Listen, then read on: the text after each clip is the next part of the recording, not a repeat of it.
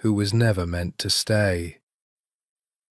The night Sofia Caruso nearly died began with a broken heel. She had been walking back from the Palazzo dei Normanni, notebooks clutched against her chest, the warm September air carrying the scent of jasmine and diesel and the distant salt promise of the Mediterranean. Palermo at dusk was a city that could make you forget yourself. All that crumbling Baroque grandeur, the orange vendors calling out in Sicilian dialect, the shadows pooling gold and violet between the narrow streets.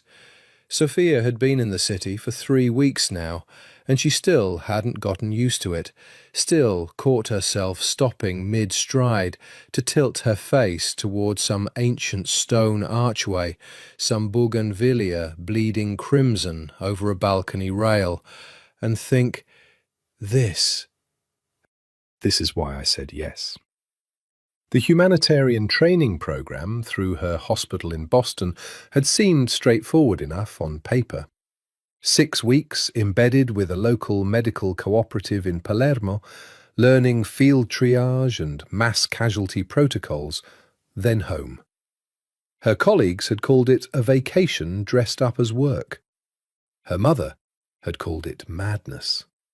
Sofia had called it necessary, because at 31 she was starting to feel the particular ache of a life that had been carefully, sensibly constructed.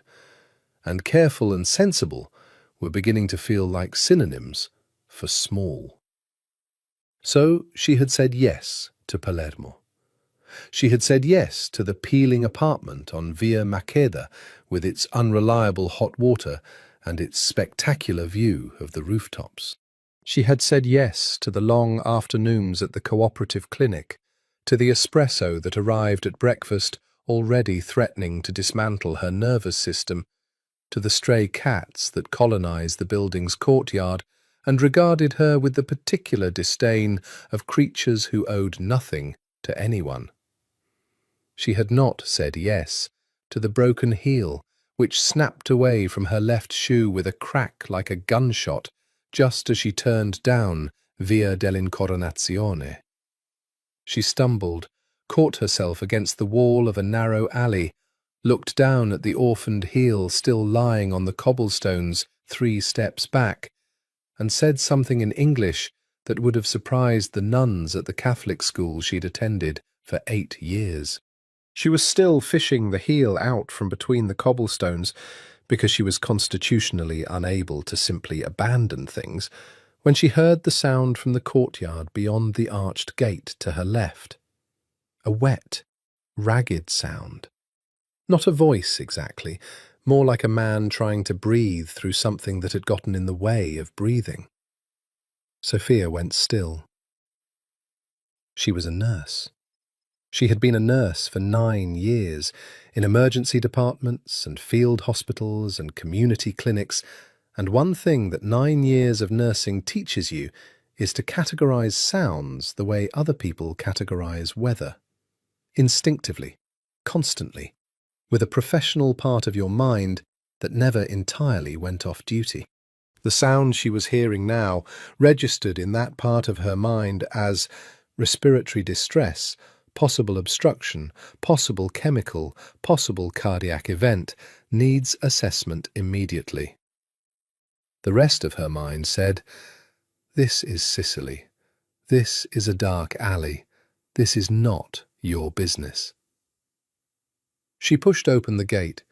The courtyard on the other side was small and old, walled in crumbling ochre plaster, a dead fountain at its centre overrun with weeds. A single security light buzzed yellow above a locked door, and on the ground near the fountain, propped against its stone base with his long legs stretched before him and his expensive suit jacket pulled beneath him, was the most beautiful man Sofia Caruso had ever seen in her life, which was an inconvenient thing to notice when he appeared to be dying. He was tall, she could tell even prone, with the kind of frame that suggested a body built for force rather than grace, though the dark suit he wore was so perfectly cut it imposed a certain elegance regardless. His face was all hard angles and deep shadows in the security light, a jaw that could have been chiselled from Sicilian limestone, a mouth that was full and set in something that had probably been a hard line before whatever was happening to him had dissolved his control. Dark hair, longer than fashionable. Eyes, when they found her across the courtyard, because he heard the gate, she was certain of it, even in this state he heard it.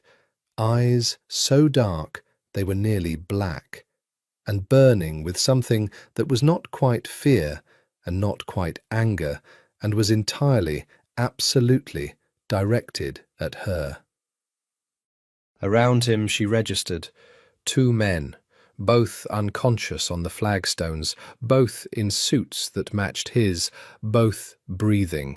She could see the rise and fall of their chests from here, but profoundly, medically unconscious. "Don't," the man started, in Italian, and it came out wrong, came out thickened and wrong, and she could see his hand move toward the inside of his jacket by reflex before whatever was in his system stopped him. "I'm a nurse," Sophia said, in English first, then in Italian.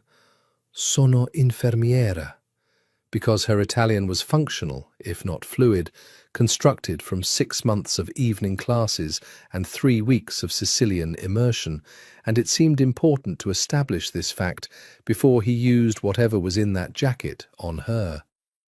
"I can help you. Can you tell me what happened?" He looked at her for a long moment. In that moment, she crossed the courtyard to him because standing at the gate while someone potentially died was not something she was physiologically capable of doing. And she crouched in front of him and got her first clear look at him and understood that whatever this was, it was serious. His lips had a slight bluish cast, his breathing was laboured, she could hear it up close, the effort behind each inhale, the way his diaphragm was fighting for it. His pupils, when she checked, were unequal and sluggish. His skin was clammy, cool to the touch despite the warm night. His pulse, which she found at his wrist without asking permission, because permission was a luxury for less urgent situations, was slow and irregular. Not a heart attack, not a stroke. The pattern of symptoms, the unequal pupils, the respiratory depression, the profound sedation of his 2 companions versus his relative alertness, the speed of onset, was arranging itself in her mind with the cold, efficient logic of differential diagnosis. "You were poisoned," she said. His eyes, which had not left her face, flickered. Confirmation, she thought. Or perhaps surprise that she had arrived at it so quickly. "What did you eat tonight? Drink?" She was already opening her bag, already going through the small emergency kit she carried out of habit, the habit of 9 years. "Were you with these men when it started? Did someone give you something, food, drink, at dinner?" "The wine," he said. Just that. 2 words in Italian, and even rough and slow as they were, they landed with a weight that told her this man was accustomed to his words meaning something. "How long ago?" He considered. Even poisoned, even with his system fighting through whatever had been slipped into a glass of Sicilian wine, he considered carefully before speaking. "Perhaps 30 minutes. 30 minutes. She did the arithmetic. Enough time for significant absorption. The good news, if you could call it that, was that he was still coherent. The bad news was that coherence was not a stable state with what she suspected was in his system. She had seen atropine poisoning once, in her 2nd year of nursing, a confused elderly woman who'd eaten nightshade berries from her own garden. She had seen opiate overdose more times than she liked to count. What she was looking at had elements of both, but was neither. And there was a word for that. A word for substances that acted on the autonomic nervous system in ways that were specifically designed to be difficult to identify and treat. And the word was professional. Someone had paid a professional to poison this man, and not quite paid them enough, because whatever the dose had been, it had taken his two companions to the floor and left him fighting. "I need to know what it was," she said. "If you have any way to find out, if someone could—" "What do you need?" he said. And it was the way he said it, not "what do you mean" or "what are you talking about," but simply "what do you need?" As if the resources of the world were available to him, and all she had to do was name them. "Activated charcoal," she said. "Atropine, if we're dealing with an organophosphate, but I don't think we are. Flumazanil, if there's a benzodiazepine component. A hospital would be ideal." She looked at him steadily. "I'm guessing a hospital is not on the table." The ghost of something moved across his face. Not quite a smile, not quite not. "Tell me what to call," he said, "and I will call it." She told him. He made 2 phone calls in the time it took her to get him positioned more safely, to monitor his airway, to keep talking to him, because keeping him conscious was the priority right now. Consciousness was the thing between him and his lungs simply giving up on the work. He spoke to someone in Sicilian dialect, too rapid for her to follow, and whatever he said brought results in 11 minutes. A man appearing at the courtyard gate with a medical bag that cost more than Sophia's monthly rent, and contained, among other things, exactly what she had asked for. She worked in the yellow security light, with her broken heel still in her bag and the scent of Palermo's night all around her, jasmine and stone and the distant sea. And she did not think about why this man had been poisoned, or by whom, did not think about the guns she could now see holstered on the unconscious men, did not think about what it meant that a single phone call could produce a private medical supply in under 12 minutes. She thought only about his breathing, about his pulse, about the specific clinical calculus of keeping a human being alive. When it was done, when his breathing had eased and his colour had returned and his pulse had steadied under her fingers, he looked at her for a long time without speaking.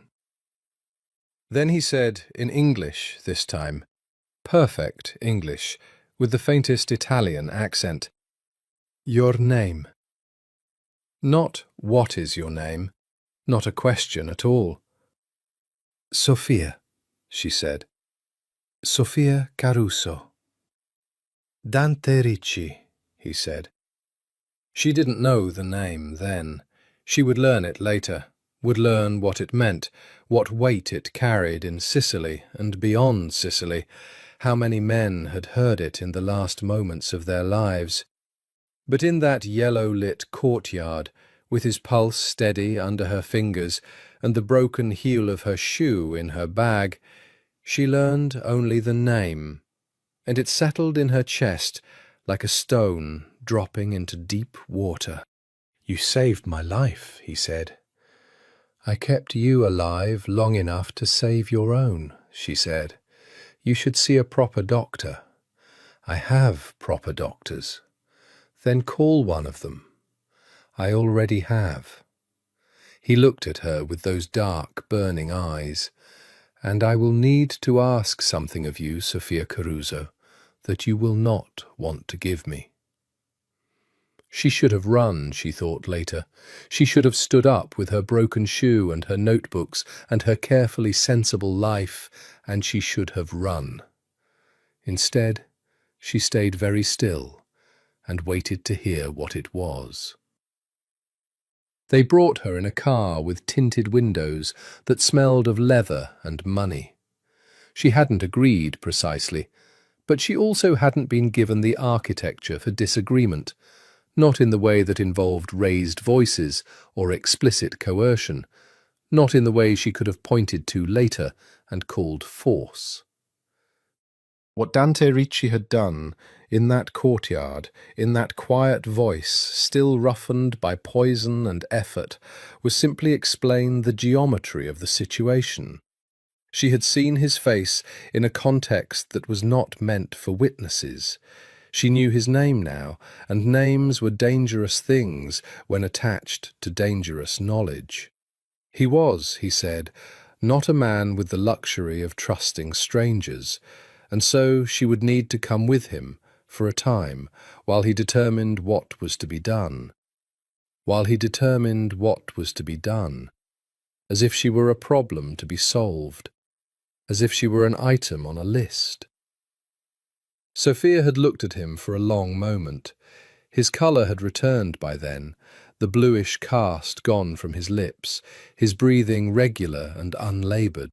He was sitting up straight against the fountain base, and the transformation from the man who'd been fighting through organ failure 20 minutes ago to the man who was now explaining her situation to her with the calm of someone discussing property was striking and not entirely comfortable to witness. "You're telling me you're going to hold me against my will," she said. "I'm telling you," he said carefully, "that I'm going to ask you to be my guest until I can be certain of your discretion." That's the same thing. He didn't deny it. She had weighed her options, which was to say she had weighed the two unconscious armed men on the flagstones and the man with the burning eyes who had just demonstrated that a phone call could produce a private pharmacy in 11 minutes. And she had calculated. "How long?" she said. "I don't yet know. I have obligations, a training program, people who will notice I'm missing." "You'll be allowed to communicate," he said, "within reason." She had wanted to ask what within reason meant, but she'd suspected she wouldn't like the answer. And they were loading his companions into a second car by then, and a woman appeared at her elbow, small, 50s, with the face of someone who had witnessed many things and chosen to carry them quietly, and asked, in Italian, if Sophia would like to accompany her. So she had. The mansion was 40 minutes outside Palermo, in the hills above the coastal plain, surrounded by citrus groves and high stone walls, and a gate that opened to a keypad and biometrics, and the quiet recognition of men who stood at intervals in the shadows of the grounds. Sophia noted them without comment. She noted the cameras, the security lighting, the careful placement of men and technology at every approach. She noted all of it the way she noted symptoms, cataloguing, assessing, filing. The house itself took her breath away, which she resented. It was old, 18th century, she thought, maybe older in its bones, built from the pale golden stone of the Sicilian hills, 3 stories tall and symmetrical in the way that spoke of someone who had cared deeply about order. The interior was all marble floors and high ceilings and tall windows that faced west, so that as the moon rose over the sea, the rooms filled with a silver light that made everything look like the interior of a dream. There were paintings on the walls, real ones, old ones, a woman in a yellow dress, a landscape of some northern place she didn't recognize, a portrait of a man with Dante's jaw and different eyes. There were orange trees in the courtyard at the centre of the house, their fruit still green, their blossoms filling the night air with a sweetness that was almost too much to bear. The woman, whose name was Concetta, which Sophia learned later, brought her to a room on the 2nd floor. It was large and simply furnished, a bed with white linen, a writing desk, a bathroom with a tub that could have held 3 people comfortably. There was a window that looked out over the grove, and Sophia stood at it for a long time after Concetta left, looking at the dark shapes of the orange trees in the moonlight, listening to the nightjars. She was a prisoner in a beautiful place. She understood this. She also understood that hysteria would not help her, and that the man downstairs, who was presumably now in the care of whatever proper doctors had been summoned, was the kind of man to whom hysteria would communicate vulnerability, and vulnerability, she suspected, was not a language that would serve her here. She would be calm. She would be professional. She would find out what the situation was and navigate it. She fell asleep eventually, fully dressed on top of the white linen, and the last thing she thought was that she had not told anyone where she was. And the thought should have been more frightening than it was, and she was too exhausted to understand why it wasn't. Morning arrived in bands of light through the tall shutters, and with it Concetta, bearing a tray with espresso and cornetti, and a small pitcher of fresh squeezed orange juice, and the information that Signor Ricci would see her at 9. "See me," Sophia said, "or question me." Concetta's expression was entirely neutral. "He uses the word vedere," she said, "to see," and left.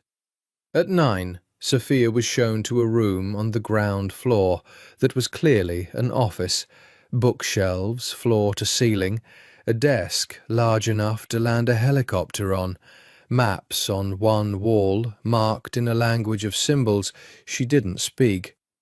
Dante Ricci was standing at the window when she entered, his back to her, and he had changed from the ruined suit of the previous night into something equally expensive and dark, and his hands were clasped behind him with the particular stillness of a man who had decided where to put his energy. He turned when she came in. In the daylight, without the yellow security light and the emergency and the fear, she could see him properly for the first time. He was 40, she estimated, or thereabouts, the kind of 40 that had been arrived at through effort and attention, with no softness anywhere in his face or his body, but a texture to the skin around his eyes that spoke of lost sleep and, she thought, of grief, though she couldn't have said what told her that. He was taller than she had realized, and his eyes, which she had thought in the darkness were simply dark, were in fact a very deep brown, the colour of old wood or dark earth, and they were currently conducting what felt like a structural assessment of her. "How do you feel this morning?" she asked, because she was a nurse, and it was the first question she thought of. Something shifted in his face, not quite surprise. "Better, because of you." "Good." She sat down without being invited to. "Then perhaps you can tell me how long you intend to keep me here, and we can discuss what comes next." He crossed to the desk, did not sit, remained standing, which she recognized as a dominance posture, and which she decided to ignore. "There are people," he said carefully, "who want me dead. Last night was their most recent attempt. The fact that they came so close means that someone within my circle has been compromised." A pause. "You understand what I'm telling you? You don't know who you can trust?" "No." "And I saw your face. I know your name. I treated you, which means I know details about your condition that could, theoretically, be used to identify what was used against you. And by whom." She looked at him steadily. "So you're holding me here until you figure out who tried to kill you, because you can't risk me going back to Palermo and telling someone." "Yes," he said. "Do you think I would?" "I think," he said, That I've survived 20 years by not relying on what I think people would or wouldn't do. He held her gaze. I don't know you. No, you don't. She folded her hands in her lap. So how do we fix that? Another shift in his face. This time she caught the edge of it, something that might, in another man, have been the beginning of a smile.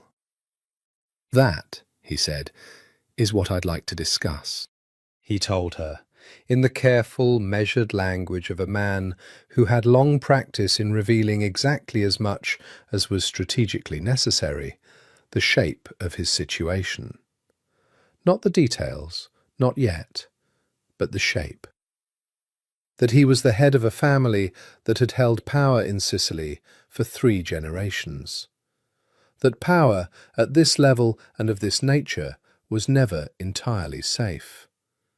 That the attempt on his life last night had been more sophisticated than any previous attempt, which told him something about the resources of the person behind it. That until he had identified and neutralized that person, his circle was a compromised thing, and anyone who had seen him in a compromised state was a vulnerability he couldn't afford. I'm not asking you to be comfortable with this, he said. I'm asking you to understand it. I understand it, Sophia said. I don't accept it, but I understand it. This surprised him. She watched it happen, the very slight recalibration, the small adjustment of whatever she was in his estimation. What do you mean, you don't accept it? I mean that I'm going to keep asking you to release me every day, calmly and clearly, because I don't think screaming at you will accomplish anything. But I want it on record that I think this is wrong, and that I intend to make you see that eventually. She met his eyes. How long? Your best estimate. He looked at her for a moment. 2 weeks, perhaps less. She calculated. 6 days remained of her training program, then a flight home from Palermo's Falcone Borsellino airport on the 14th. 14 days was 2 days over. 2 days, for her entire life to tip sideways. Fine, she said. 2 weeks, but in 2 weeks you let me go. He didn't answer immediately, which was its own kind of answer, and Sophia filed that away in the part of her mind that was always taking notes. You'll have the run of the house, he said, and the grounds. You'll have a phone, limited, monitored, but functional. If you need anything, ask Concetta. He paused. And I would ask that you stay away from the western wing. Why? Because I'm asking you to. She thought about pressing, decided it wasn't the hill to die on today. All right, she said. Is that everything? For now. She stood, crossed to the door. At the threshold she turned, because she was also constitutionally incapable of leaving something unsaid. For what it's worth, the person who poisoned you knew what they were doing. The compound they used was designed to incapacitate without immediate lethality, which suggests they wanted you alive initially, which suggests interrogation was the intended follow-up. You should think about what information you have that someone wants badly enough to plan something like this. She left before he could respond. Behind her, in the office with the maps and the books and the morning light coming in at a long angle through the tall windows, Dante Ricci stood very still and looked at the empty doorway for a long time. The mansion had its own rhythms, and Sophia learned them the way she learned everything, systematically, patiently, through observation. Breakfast was served at 7:30 in a dining room that could have accommodated 20, but was set each morning for the solitary occupation of whoever was present. Dante did not appear at breakfast. She gathered from Concetta that he worked through the early morning and ate, if he ate, at his desk. Lunch was at 1, and he appeared for this sometimes, sat at the far end of the long table and ate quickly and silently, and watched her with those dark eyes that held more questions than he asked. Dinner was at 8, a formal and somewhat absurd meal for 2 people in a room designed for a dynasty, with candles and Sicilian wine and food that arrived in courses and was uniformly extraordinary. He was not cruel, she would grant him that. She would also grant him that he was exceptionally difficult to read. She had learned in 9 years of nursing to read people, to cut through what they said and hear what they meant, to understand distress and denial and the complex negotiations people made with their own pain. Dante Ricci defeated most of her instruments. He was not cold, exactly. There was something in him that burned too steadily to be called cold. But he was contained in a way that suggested long practice. He answered her questions with the minimum number of words that constituted an answer. He did not volunteer anything. He watched her constantly, in the manner of someone cataloguing a thing they had not yet classified, and it was deeply, unsettlingly intimate, that quality of his attention, like being the only object in a room of perfect focus. On the second day, she found the library. It was on the first floor, in the eastern wing, a room that ran the full depth of the house and smelled of old paper and beeswax and the citrus that drifted in through the windows that faced the grove. The shelves were crammed, not decoratively arranged, but genuinely crammed, the books leaning and stacked and dog-eared, the accumulated reading of someone who had actually read. She ran her fingers along the spines: Italian law, Sicilian history, classical literature in 3 languages, philosophy, economics, and then, unexpectedly, heart-catchingly, an entire shelf of translated English novels. Jane Austen, Hemingway, Toni Morrison, Graham Greene, and, peculiarly, a fat, battered copy of Pride and Prejudice that had been read so many times the spine had separated. She pulled out the green, the quiet American, because it seemed appropriate, and settled into the deep chair by the window and read until the light changed. Dante found her there in the late afternoon. She felt him before she heard him, some animal awareness she couldn't explain, and looked up to find him standing in the doorway with his jacket off and his sleeves rolled to the elbow, and an expression on his face that she couldn't name, but that made her chest constrict slightly. "I wasn't sure if this room was out of bounds," she said. "No." He came in slowly, like he was deciding something with each step, went to the shelves, stood with his back to her for a moment, and she watched the line of his shoulders and thought, something happened here, some memory, some presence in this room that preceded her. "Who read all of these?" she asked. "My father, mostly." A pause. "And I." "The Pride and Prejudice is destroyed," she said. He turned, looked at the shelf she was indicating. Something moved through his face. "That was my mother's." She wanted to ask more. The look on his face stopped her. Not a warning look, not a "don't go there" look, but something more raw than that, something that said the wound was real and still open, and Sophia had enough clinical experience to know when to let a wound breathe. She looked back at her book. He stayed in the library. He didn't speak again, just pulled a book from the shelf, Italian, hardback, She didn't catch the title, and sat in the other deep chair, the one by the cold fireplace, and read.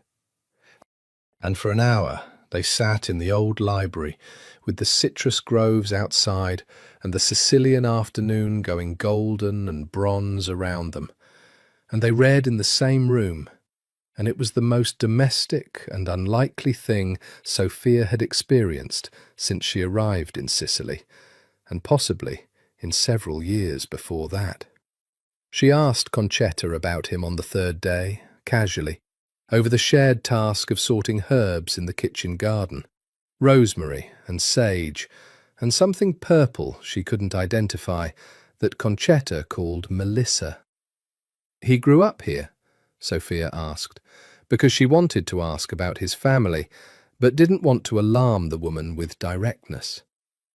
"He was born in this house," Concetta said, with the pride of someone who had witnessed the birth. "His grandfather built it. His father extended the eastern wing." She clipped the rosemary with the efficient movements of long practice. When Signor Ricci returned to take the house, after his father died, he changed very little. "When did his father die?" A brief pause. 7 years ago." The clipping continued. "There was also his sister." Sophia looked up. "She died," Concetta said, simply, without inflection, in the way people speak of things they have had a long time to absorb. 4 years ago. She was 25. Sophia thought of the portrait in the hallway, the young woman in the painting she'd assumed was a historical ancestress, whose eyes had Dante's quality of burning attention. "How?" Concetta's hands stilled for just a moment. "She was used," she said, "as a message." Then she resumed her clipping, and Sophia understood that this was the end of that particular line of inquiry. She thought about it all afternoon, thought about what it meant to be the last of something, the last Ricci in this house that had been built for a dynasty, the last guardian, as she was beginning to think of him, of whatever the family had represented. She thought about what grief did to a person over time, whether it calcified or dissolved, whether it became armour or excavation. She was thinking about this at dinner that evening, when Dante, who had been silently occupying the other end of the table in his usual manner, said, without preamble, "You were in Afghanistan." Sophia looked up. "I'm sorry?" "The way you moved in the courtyard, the way you worked, without hesitation, without panic. It's a particular kind of calm." He was looking at her steadily. "You've worked in conflict zones." She set down her fork. "Iraq for 2 months, a field hospital in the north, and 9 months at a trauma centre in Baltimore, which, I would argue, counts." "How long have you been a nurse?" 9 years. She paused. "You've been asking about me." "Of course." Not even slightly apologetic about it. Of course he had. Of course his phone calls the previous night and the morning after had included whatever her name produced in his particular system of information. She considered being offended, and then decided that in his position she would have done exactly the same. "What did you find?" she said. Sophia Elena Caruso, 31, born in Providence, Rhode Island, to Rosaria and Marco Caruso. Italian-American, 3rd generation. Nursing degree from Brown, additional certification in emergency medicine from Johns Hopkins. No criminal record. No significant debts. No political affiliations. He picked up his wineglass. "Your last relationship ended 14 months ago." She stared at him. You found out that I told you. I don't trust what I haven't verified." He said it without apology, but something in his expression acknowledged that this was perhaps a line. "I'm sorry. That last part was unnecessary." The apology surprised her more than the surveillance. She had not expected him to be capable of it. "Well," she said, "since we're sharing, Dante Ricci, 41, born in this house, took over leadership of the Cosa Nostra's Palermo family at 34 after his father's death. Unmarried, notoriously private." She held his gaze. "Survived an assassination attempt 3 days ago in which an American nurse unfortunately got involved." He was quiet for a moment, and then he did something she hadn't seen him do yet, something that changed the whole topography of his face. He laughed. A short sound, real and unguarded, and it lasted only a moment, but it was there, and Sophia felt it in her sternum like a struck chord. "You Googled me," he said. "Concetta has a phone." "Of course she does." He shook his head, and the laughter faded, but the warmth of it lingered in his face, in the slight easing around his eyes. "How much did you find?" "Enough to know what you are, not enough to know who." The warmth didn't disappear exactly, but it changed, deepened, became more complicated. "And what is the difference?" "What you are is a fact," Sophia said. "Who you are is a question." She picked up her fork again. "I'm still working on it." She looked down at her plate and felt his gaze on her like a physical thing, like the warmth of the candles, like the weight of the Sicilian night pressing gently at the tall windows, and thought that she was in a great deal of trouble that had nothing to do with being held against her will. On the 5th day she found the roses. She had been exploring the grounds in the mornings, methodically, because the systematic cataloguing of her environment felt like a form of control, and control was something she was running low on. The citrus grove occupied most of the western side, rows of orange and lemon trees stretching toward the high stone wall in the organised geometry of something that had been planted with intention. The eastern grounds were more formal, topiary and flagstone and a long reflecting pool that had gone slightly feral at its edges, lily pads spreading across the surface, frogs doing their morning work in the shallows. The roses were behind a door in the southern wall that she'd assumed was locked. It was not locked.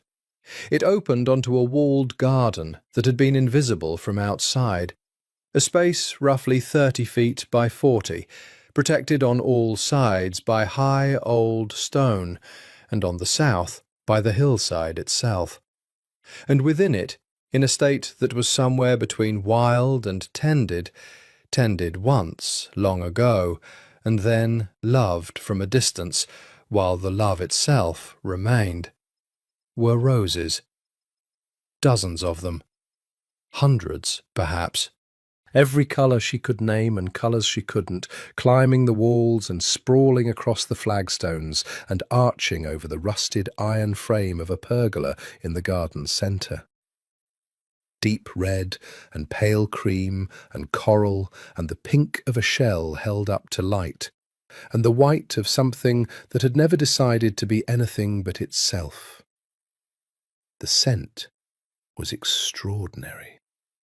Rich and layered, and nothing like the roses she knew from florists or gardens at home. More complex than those, darker, carrying something earthy beneath the sweetness. She was standing in the centre of it, her face turned up to the morning light, when she heard the door behind her. She turned. Dante stood in the doorway, and the expression on his face when he saw where she was, in the rose garden amid the wilderness of colour and scent, was the most unguarded thing she had seen from him yet. Not distress exactly. Something older and more interior than distress, something that lived in the same neighbourhood as grief. "I'm sorry," she said immediately. "The door wasn't locked and It's fine," he said, but he didn't move from the doorway. She looked at the roses, then back at him. Were these planted for someone? A pause that answered the question before he did. My mother. He came into the garden then, committed to it, with the air of a man crossing a threshold he'd been avoiding, and stood beside her at the pergola. The roses arched above them, blousy and extravagant. She planted the first ones when she married my father and moved here. She added to them every year. He reached out and touched a bloom, red, almost black at the centre, very briefly, with one finger. She said a garden was the only honest autobiography. Sophia was quiet for a moment. She sounds like someone worth knowing. She was. Past tense, clean and final. She died when I was 19. And your father kept the garden? Until he couldn't. Then no one did, exactly. He looked around at the magnificent, overgrown wildness of it. But nothing has been removed. They keep growing. She thought about what it would be like to live in a house full of the dead, her mother's roses, her father's books, her sister's portrait in the hall, and carry all of it forward without being crushed by the weight. Do you come in here often? She asked. He considered the question with his usual care. More recently, since Julia... He stopped. Julia, the sister. I find it easier to think here. She nodded. She didn't say, I understand, because she didn't, not really, not in the way that counted. But she felt the shape of it, the gravity of what he carried, and she thought that the distance he kept between himself and the world was not coldness. It was load-bearing. It was structural. I won't come in here if you'd rather I didn't, she said. He looked at her for a moment, that assessing, careful look, the one that felt like being read. Stay, he said, if you like. He began to appear in the rose garden in the mornings after that, not immediately, not the next day, when she went back alone and spent an hour learning the geometry of the plantings, discovering that there was actually a pattern to it if you looked closely, concentric circles radiating from the pergola, each ring a different colour. But the day after that, he came in when she was already there and said nothing, just walked the perimeter slowly, while she sat on the old iron bench near the south wall. And they were together, without being together, which was a form of company she hadn't known she needed.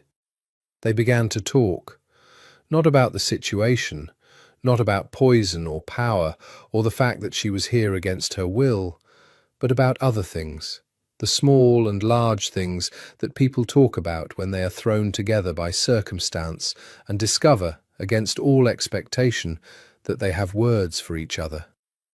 He had studied economics at Bologna, had spent 2 years in London working in, he was careful about the details here, finance.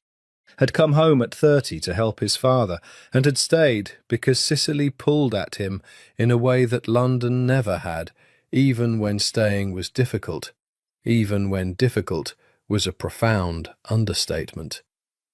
What was it like? She asked. Coming back, taking over. Impossible, he said, with the simplicity of someone who has had a long time to arrive at the word. My father was a man people feared. I had to become a man people feared. And I was 25 when I started the process, and I made many mistakes before I understood the difference between fear and respect. What's the difference? He was quiet for a moment, turning a fallen rose stem in his hands. Fear lasts as long as the threat. Respect survives the person who earned it. She thought about that. And which did your father have? Both, he said, at different times, from different people. He set down the stem. I try for only one. Respect. Yes, he looked at her, though I understand that from where you're standing, as my involuntary guest, that distinction may be difficult to appreciate.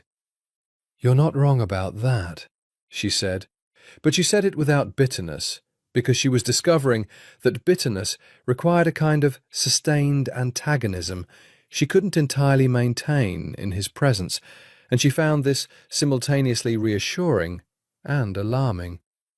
She told him about Baltimore, about the specific texture of emergency medicine, the way time worked differently in a trauma bay, thicker, more granular, every second distinct.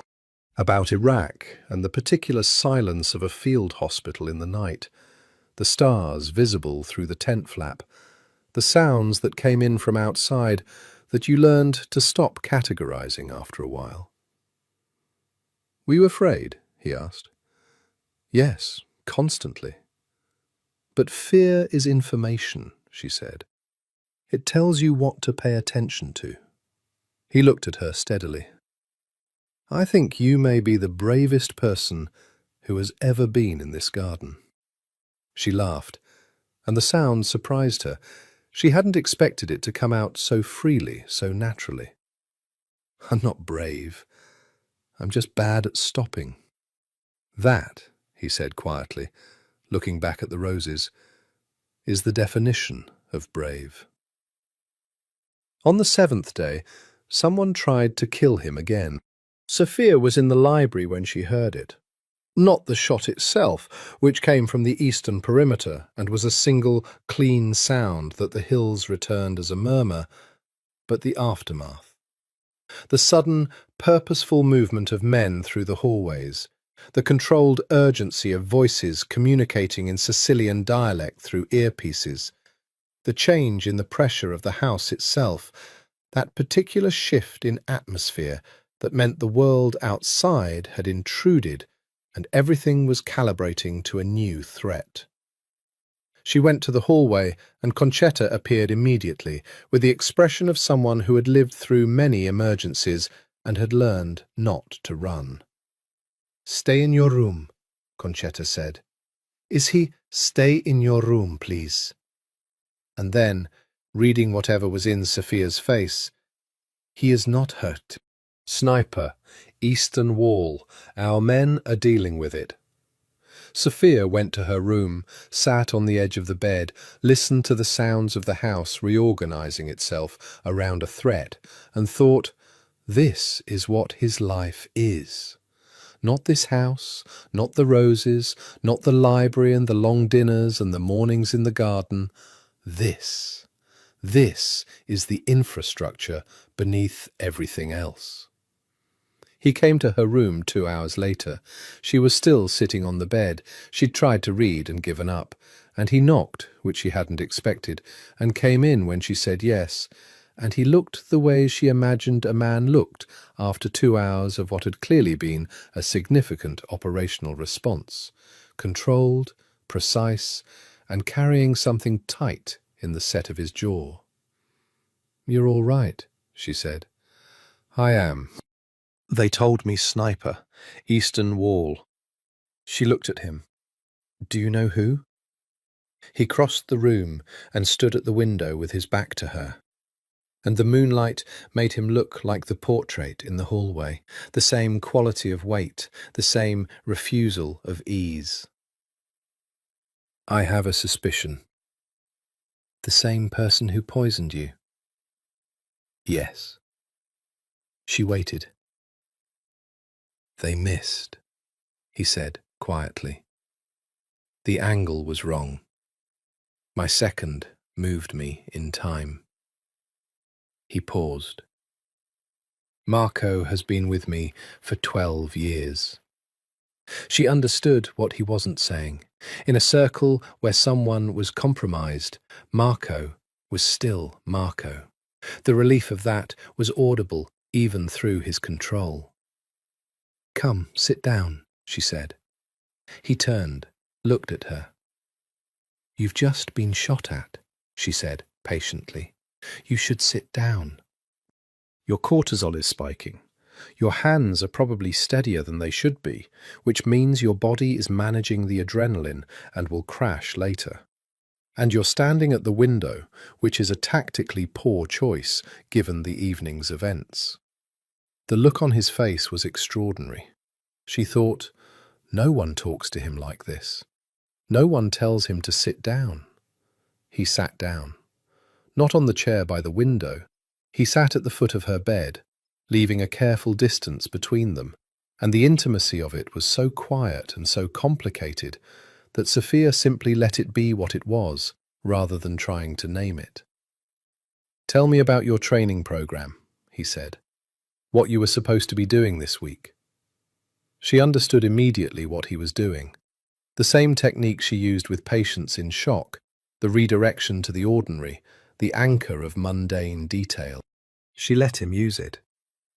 She told him about the cooperative clinic, about the fieldwork and the lectures, about the colleague from Oslo who ate lunch at 11 every morning and called it early lunch with absolute conviction, about the language gap that kept producing unintentionally hilarious misunderstandings. She talked until she felt the tension in the room ease slightly, until she heard his breathing even out. "You miss it," he said. "I miss useful," she said. "I miss having a function." He was quiet for a moment. "You have a function here." "I saved your life. That was a function I was happy to perform. Being decorative is not a function. You're not here to be decorative." He said it with a sharpness that surprised her. "I didn't bring you here as—" He stopped, recalibrated. "I'm sorry, that's not what this is." "Then what is it?" He looked at her for a long time.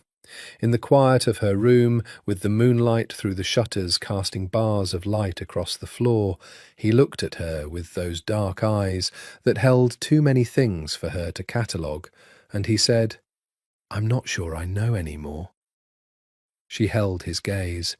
Her heart was doing something she preferred not to examine too closely. "Who was Julia?" she asked.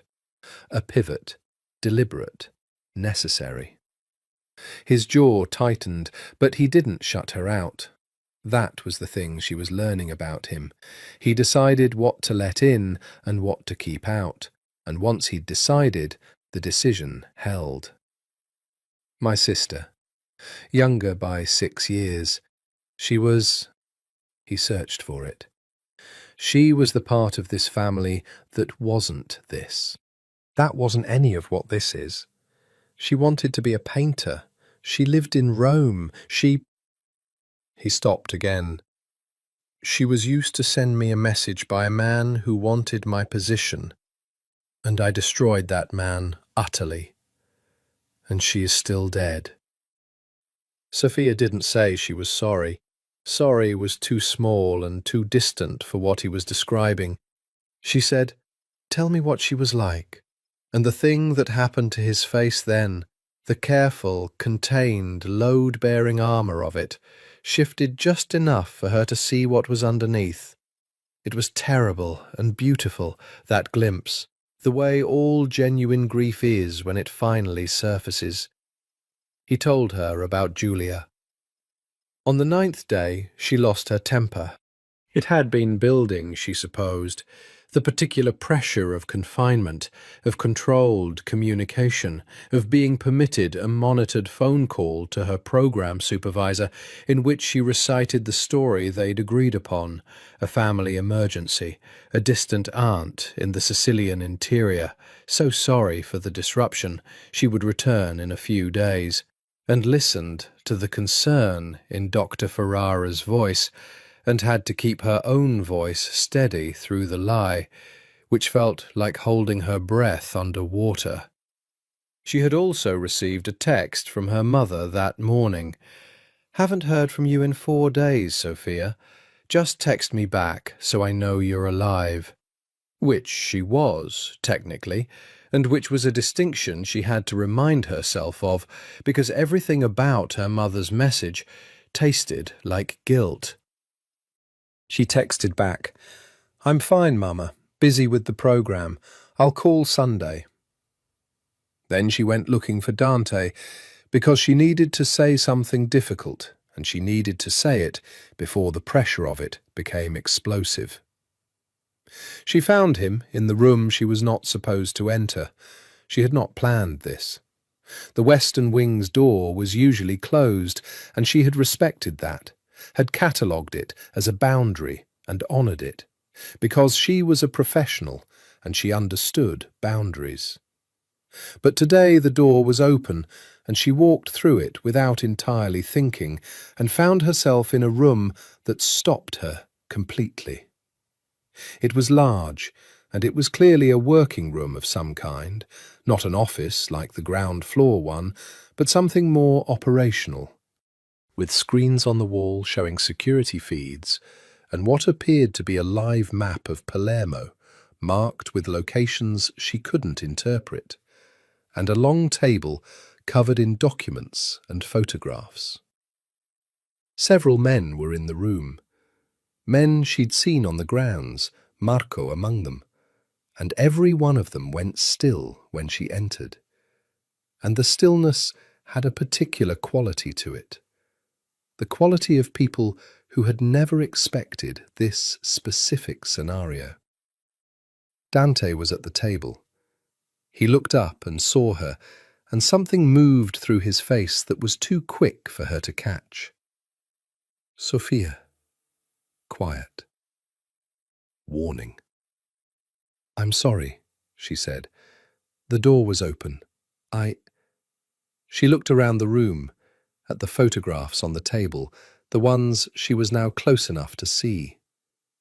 They were surveillance photos.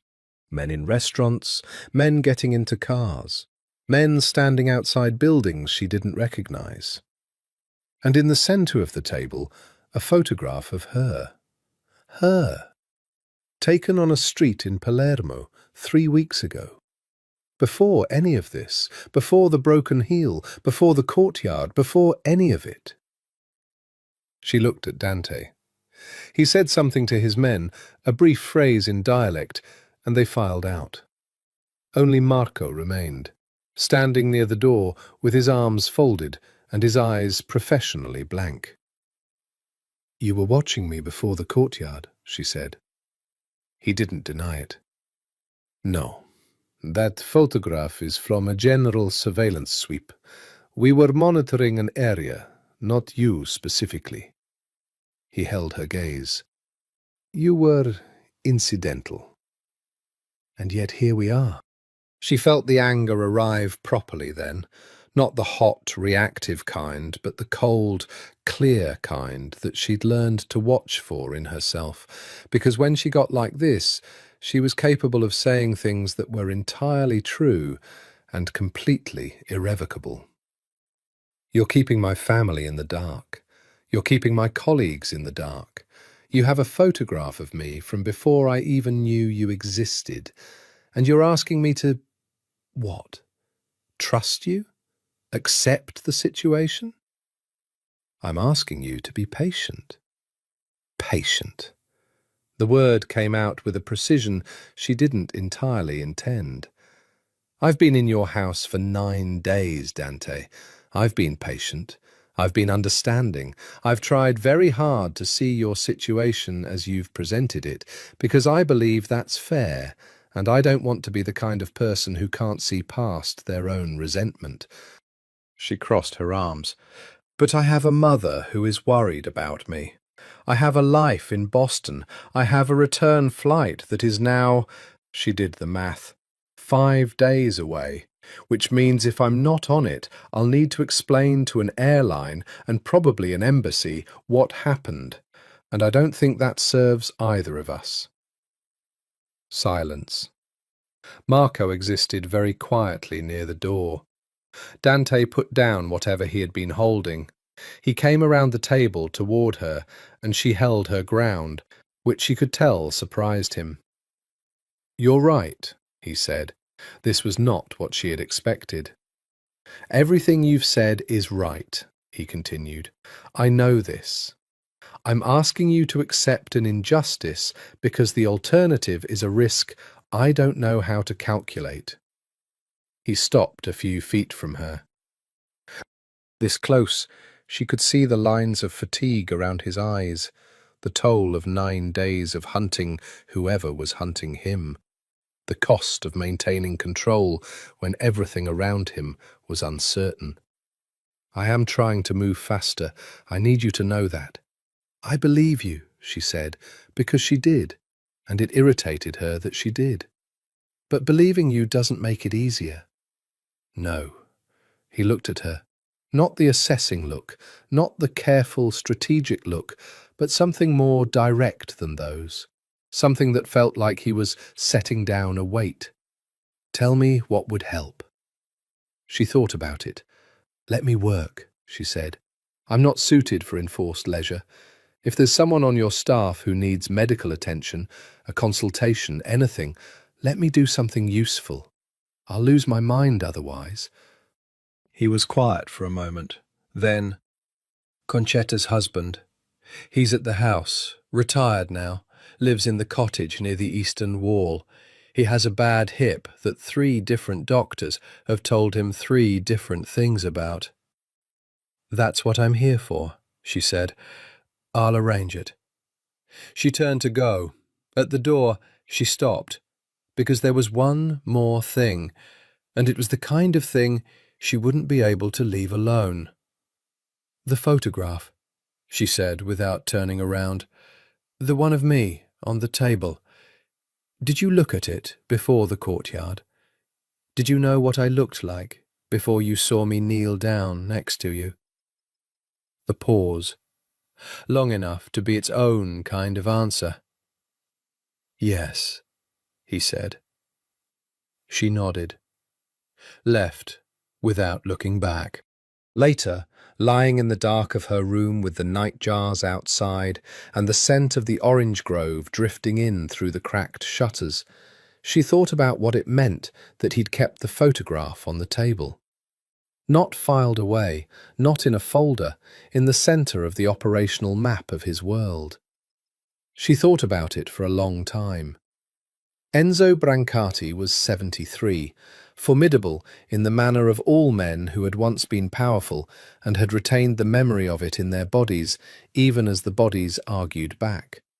And he received Sophia's knock on the cottage door with the wariness of someone who had been told many different things about the new resident in the big house. "Concetta said you were a nurse," he said, in Sicilian-accented Italian that required her full attention to pass. "American," she said.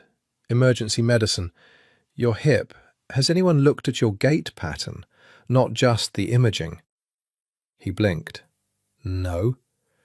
"May I watch you walk?" 20 minutes of patient observation and targeted questioning produced the preliminary conclusion that Enzo's hip pain was less a hip problem than a compensation pattern originating from a long-ago knee injury that had never been properly rehabilitated, that he had been walking asymmetrically for so many years that the resulting load on his hip joint had produced the arthritis that 3 doctors had been treating as the cause rather than the effect. She explained this carefully. He listened with the initial skepticism of a man who had been told conflicting things by credentialed people and had decided that credentials were a form of theatre. And then with something more open as she went on, as the logic of it made visible sense to him, as she demonstrated the compensation pattern in his own body by having him stand first on one leg, then the other, and feel the difference. "I can't fix the arthritis," she said, "but I can give you exercises that will reduce the load. 6 weeks, consistent. You'll know in 3 if it's working." He looked at her for a long moment. "My wife said you saved Signor Ricci's life." "I helped. He did the rest." "Signor Ricci does not ask for help," Enzo said, with the precision of someone making an important distinction. "He is not a man who asks." Sophia thought about this. No, he doesn't ask. He receives it when it's offered. Enzo nodded slowly. You understand him? I'm working on it. She wrote out the exercises in careful Italian on the back of a piece of paper Enzo produced from a kitchen drawer, made him walk through each one while she observed the form, and left with the feeling she'd been missing for 9 days. The clean satisfaction of having done something that would make a real difference to a real person. Dante was waiting when she came out of the cottage, not waiting in an obvious way. He was standing some distance away, in the shade of an orange tree, with his hands in his pockets and his eyes on the cottage door. And she thought, he was there the whole time. He was close enough to hear any sound that might suggest trouble. She crossed the gravel to him. Did you think I was going to run? The eastern wall is 200 meters in that direction. He nodded. The security is substantial, but not impenetrable. But you thought I wouldn't. He looked at her. I hoped. She walked beside him back toward the house, and the afternoon light lay long and amber across the gravel, and the orange trees smelled of leaves and bark rather than blossom in this part of the day. She was close enough to him that she could feel the warmth he gave off, that particular warmth of a living body that was, she was beginning to understand, almost always present to her now. The way you became attuned to a sound after you'd listened for it long enough. Tell me what you know about who's doing this, she said. Sophia, I'm not asking for state secrets. I'm asking because I've been thinking about what I told you the first night, about the compound being designed for interrogation. And I've been thinking that whoever did this is not trying to replace you. They're trying to find something. Information. He slowed, looked at her sideways. Go on. If they wanted you dead, the sniper would have been better positioned. The poison would have been a lethal dose. But both attempts have had a quality of incompletion, like they need something from you before they can finish it. She paused. What do you know that someone wants badly enough to burn through this much operational cost? The silence stretched between them. 3 years ago, he said finally, I made an agreement with 3 families, Calabrian, Neapolitan, and Palamitan. The agreement restructured the distribution network for a significant portion of the region's commerce. He glanced at her. You understand what I'm telling you without telling you.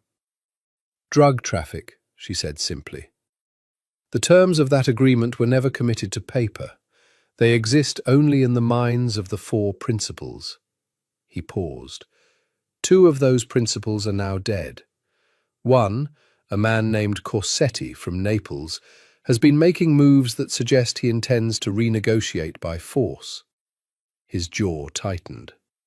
But to do that, he needs to know what I know, the specifics, the exact terms, because without them, he cannot leverage the other parties. He's trying to extract the agreement from you. Yes. Which is why you're still alive. Sophia thought this through. He needs you alive long enough to get the information. After that, yes, he said again very quietly. She absorbed this. They had stopped walking. They were standing in the middle of the gravel path, with the orange trees on either side and the house before them, and the gravity of what she was standing in the middle of made itself fully felt for the first time. I need to ask you something, she said, and I need you to answer me honestly. I will try. Am I in danger? He looked at her for a long moment, and she watched the honesty and the calculation move through his face in sequence. The man he was made of competing considerations, and she watched the honesty win. Corsetti doesn't know you're here, he said.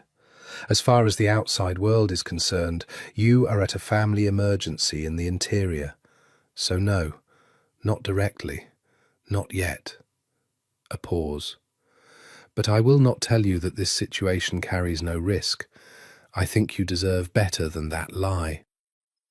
Thank you, she said, for the honesty. He nodded once. In that case, she said, you'd better find Corsetti quickly, because I have 5 days until my flight, and I intend to be on it. She walked back to the house.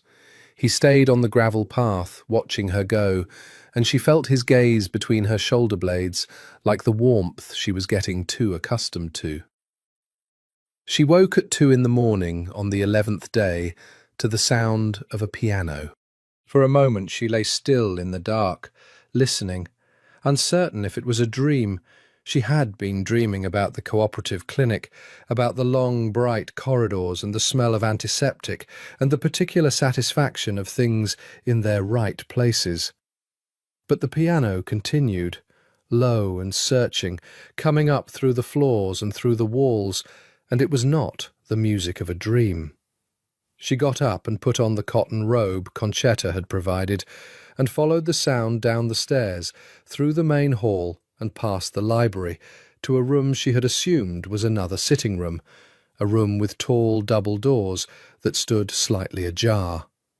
Through the gap, darkness, and the shine of moonlight on something large, and the music. She pushed the door open. The room was a music room. Not surprising, she supposed, in a house this old, and this intentional. But she hadn't found it yet in her explorations. It held the piano, which was an old Bösendorfer, and a cello stand with no cello, and several high-backed chairs that had been moved back toward the walls. The moonlight came in through 3 tall windows and fell across the piano and the man at it. He hadn't heard her. He was playing with his eyes closed, and the music he was playing— she placed it after a moment— Chopin, the Nocturne in E-flat major, was being played with the particular focus of someone who had gone somewhere else, somewhere the music lived and the rest of the world did not. Sophia stood in the doorway and didn't move. She had known many people in her life who were technically proficient at things. What she was watching was not that. What she was watching was someone for whom music was load-bearing in the same way the rose garden was, the way the library was. A structure that held something in him that would otherwise fall. The nocturne ended, and he went directly into something else, something quieter and slower, and entirely his own, she thought. Nothing she recognized, a melody that moved in intervals that felt like questions asked of an empty room. She made a small sound. He stopped. For a moment, neither of them moved. Then he turned on the bench and saw her in the doorway, and the expression on his face in that first, unguarded second was the most intimate thing she had seen from him, the most vulnerable, before the armour found its way back into place. "I'm sorry," she said. "I didn't mean to. The sound was coming up through the house." "Don't apologize," he said. His voice was different at 2 in the morning. Something in it had come loose. She came in. She sat in one of the high-backed chairs near the piano, tucking her feet up beneath her, and looked at him across the Bösendorfer. "I didn't know you played." "There's a great deal you don't know about me." "That's true," she said, "and considerably less than there was 11 days ago." She held his gaze. "Who taught you?" "My mother. Piano, specifically. My father thought it was indulgent. He believed in utility, in things that served a direct purpose." A pause. He was not an entirely wrong man, but he was wrong about some things. She thought about the man in the hall portrait. "And yet you still play." At 2 in the morning, alone, something rueful in it. I'm not sure that counts as defiance. It counts as continuity, she said. You're keeping something alive. He looked at her. The moonlight was generous and merciless in equal measure. It showed her the lines of his face, the fatigue she'd learnt to look for, the thing in his eyes that was always there, burning and controlled, and which she was running out of words to describe because the words she was arriving at were ones she wasn't ready to use. "Play something else," she said. He turned back to the piano. He played for a long time, another nocturne, and then something from Debussy that felt like water, and then a piece she didn't recognize that was melancholy in a way that had earned itself, that had suffered its way to what it was, rather than performing sadness. And Sophia sat in the high-backed chair in the moonlit room and listened, and felt the peculiar unwinding of something in her chest that she'd been carrying coiled tight for so long she'd stopped noticing the tension. When he stopped, finally, the silence was a different quality of silence from before. "Tell me about Boston," he said without turning around. "The real thing, not the facts." She thought about it. "It's grey, a lot. I used to mind that. Now I find it honest. The city doesn't pretend to be what it isn't." She paused. "I have an apartment near the hospital. It has a window that faces a parking garage, which is less romantic than it sounds." He made a small sound, almost a laugh. "I grow things on the windowsill," she continued. "Herbs, mostly. It's very small scale as gardens go. Rosemary and basil, and last year a tomato plant that produced exactly 3 tomatoes and then died of what I can only describe as spite." He turned on the bench then and looked at her, and he was almost smiling, and the almost was doing things to the atmosphere in the room that Sophia chose to observe from a clinical distance. "You'll go back to it," he said, "the parking garage and the windowsill herbs." "Yes." He held her gaze. "Do you want to?" She should have said yes immediately, easily, without hesitation. She had a life in Boston.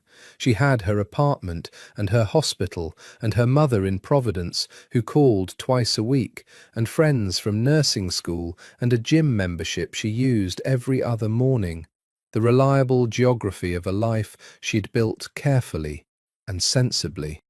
"I want to go home," she said, which was the truest answer she had, and which was not the same as answering his question, and they both knew it. He nodded, turned back to the piano, played one more piece very quietly, and she fell asleep in the high-backed chair while he played, and did not wake until Concetta found her there at 6 in the morning with a blanket she didn't remember being covered with. On the 12th day, everything accelerated. Marco came to the dining room at breakfast with the particular expression that Sophia was learning to recognize, the expression of controlled urgency, of news that required action but was being held briefly in check by the presence of the person who was not supposed to be there. "I can leave," Sophia said immediately. "Stay," Dante said, without inflection. Marco looked at him.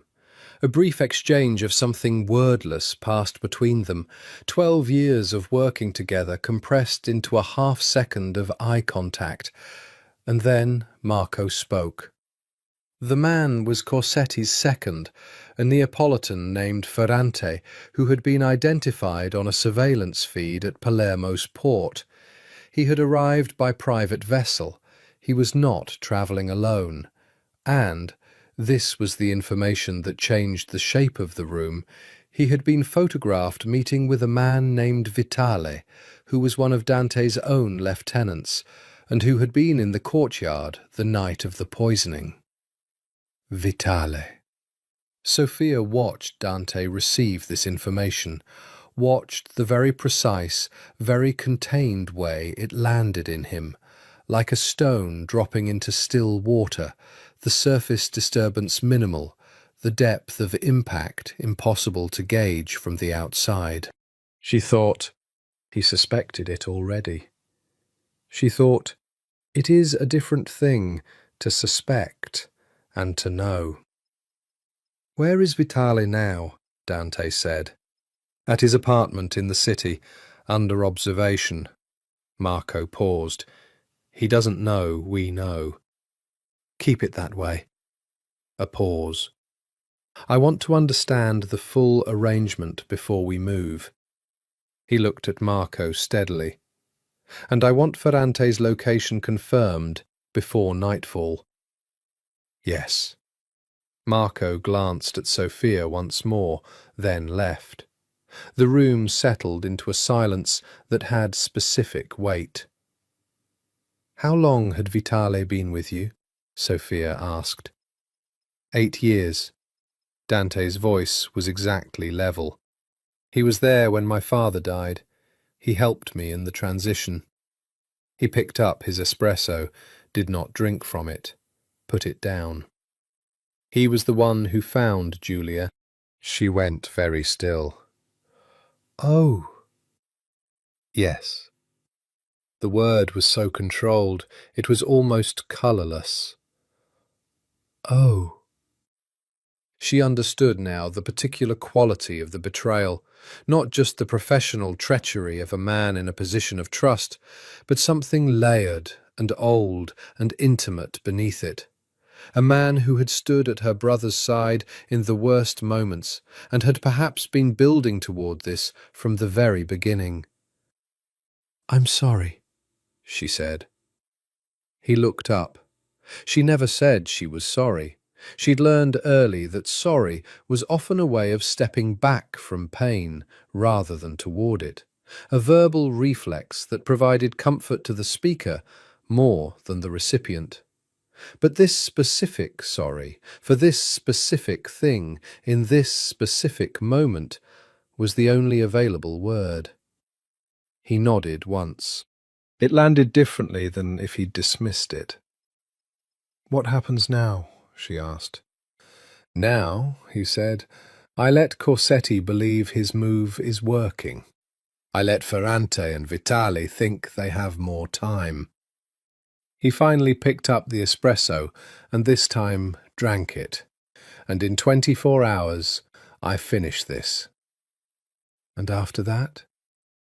He looked at her across the breakfast table with its white linen and its silver coffee pot, and the morning light coming in at a low angle that caught the planes of his face and made him look, for a moment, like the portrait and the man and the ghost of his father all at once. After that, he said, your flight. The words settled between them like something falling from a height. Neither of them moved. Right, she said. He was gone most of the day. She spent it in the rose garden and then the library, and she was aware throughout of the movement of men through the house, of phone calls and the low, constant communication of the security team. And the mansion felt different, coiled, purposeful, no longer a refuge from something, but the origin point of something. She was at the window of the library in the late afternoon when Marco appeared in the doorway. He wanted you to know, Marco said in Italian, that there will be movement tonight. The house is secure. You are not in danger. He paused. He said you would worry. She turned to look at him. He had a quiet face, Marco. The face of a man who had made his choices long ago and carried them without drama. She thought about what it meant, that he had thought to send this message, that he knew she would worry, that he had anticipated this specific need in her across the considerable distance of whatever was consuming him today. Is he going himself? she asked. Marco was quiet for 1 second too long. Marco? He is not someone who directs from a distance, the man said carefully, on matters of this significance. She turned back to the window. The orange grove was going dark in the early evening, the trees becoming shapes and shadows, the scent intensifying as it always did at dusk. She thought about him out there in the Palermo night, in the Sicilian dark, confronting the shape of the betrayal that had been growing in his house for however long. "Tell him to be careful," she said. Another pause. "He will not like hearing that." "I know," she said. "Tell him anyway." He came back at 4 in the morning. She heard the car, heard it without meaning to, because she hadn't been sleeping, had been lying in the dark with a book propped on her chest that she hadn't read a word of for 2 hours, listening to the house and the night and her own thoughts. She heard him on the stairs. His step was distinctive. She knew it now, that particular economy of movement, nothing wasted. She got up. She met him in the hallway outside his room, which was 2 doors down from hers, and the look on his face when he saw her standing there, barefoot in the robe, clearly having waited, was the most complex thing she had ever seen on a human face, and she had seen people in extremis, people at the furthest edge of what a person could endure and still be themselves. And nothing had prepared her for the specific quality of the look he gave her. He was uninjured. She checked, professionally, immediately, the nurse's eye tracking for blood, for irregular posture, for the held-in stillness of someone managing pain. Nothing. He was whole. He was also shattered in some interior way that didn't show on the surface except in the very slight raggedness at the edge of his control. "Done?" she asked. "Done," he said. She nodded. He reached up and loosened his collar, and she saw his hand was not quite steady, and she thought, the adrenaline wearing off, the cost of whatever the night had required of him, the settling of the bones after a reckoning. "The kitchen," she said. "Come on. Sophia, you need to eat something. Your blood sugar is probably—" She looked at him and changed course. "You need to not be alone right now. Come to the kitchen." He came. She made eggs, scrambled with the rosemary from the kitchen garden, the way her Italian grandmother had made them on winter mornings in Providence, and she poured him a glass of water and then a small glass of wine, because sometimes the clinical decision and the human decision were the same, and she sat across from him at the kitchen table while he ate, and neither of them spoke for a while, and the silence was not empty, but full of the night and what it had contained, and the slow returning of things to their proper temperature. "Vitale is in custody," he said, when the plate was half empty. "Ferrante has gone back to Naples, which is a diplomatic gesture, the Neapolitan family's way of saying Corsetti acted without their sanction." He paused. "Whether that's true is another question." "And Corsetti himself?" A beat. "Corsetti has been persuaded that his interests are better served by the original agreement." She didn't ask what persuaded had involved. Some things were clinical facts, and some things were things you let exist in the language you'd been given them in. "So it's over," she said. "This part." He looked up. "There's always another part." "Is that sustainable, living like this?" He looked at her for a long moment. "I've never considered the alternative." "That's not an answer." "No," he said, "it's not." He set down his fork. "Before I came back here, before my father died, I used to think about other lives, London, finance, a life that wasn't... He gestured, encompassing the house, the history, the weight of everything. But Sicily doesn't let its children go entirely, and this family... A pause. There's no one else. If I leave, there's no one left to hold what my grandfather built, what my father held, what Julia... He stopped. What Julia died for? She said gently. The muscle in his jaw worked. Yes.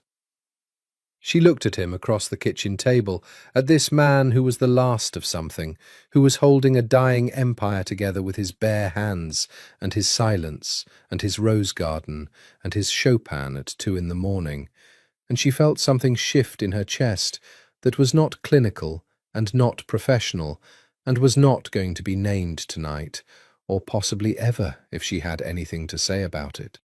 You should sleep, she said. Yes. Neither of them moved immediately. Sophia. His voice was different, still controlled, but the control had changed its quality, had become something chosen rather than automatic. Thank you for being here. I'm aware that's... He stopped. I'm aware of the inadequacy of saying it. Don't thank me, she said. Just sleep. She stood up. He stood up. They were very close together in the kitchen at 4 a.m, close enough that she could see the dark circles under his eyes and the shadow of his jaw and the particular quality of exhaustion that was more than physical. And she thought, if I touch him right now, I will not be able to maintain the fiction that this is anything other than what it is. She stepped back. Good night, Dante. Good night, he said. His eyes followed her all the way out of the kitchen, and she felt them, step by step, like warmth on her back in a cold room. 3 days. 3 days until her flight.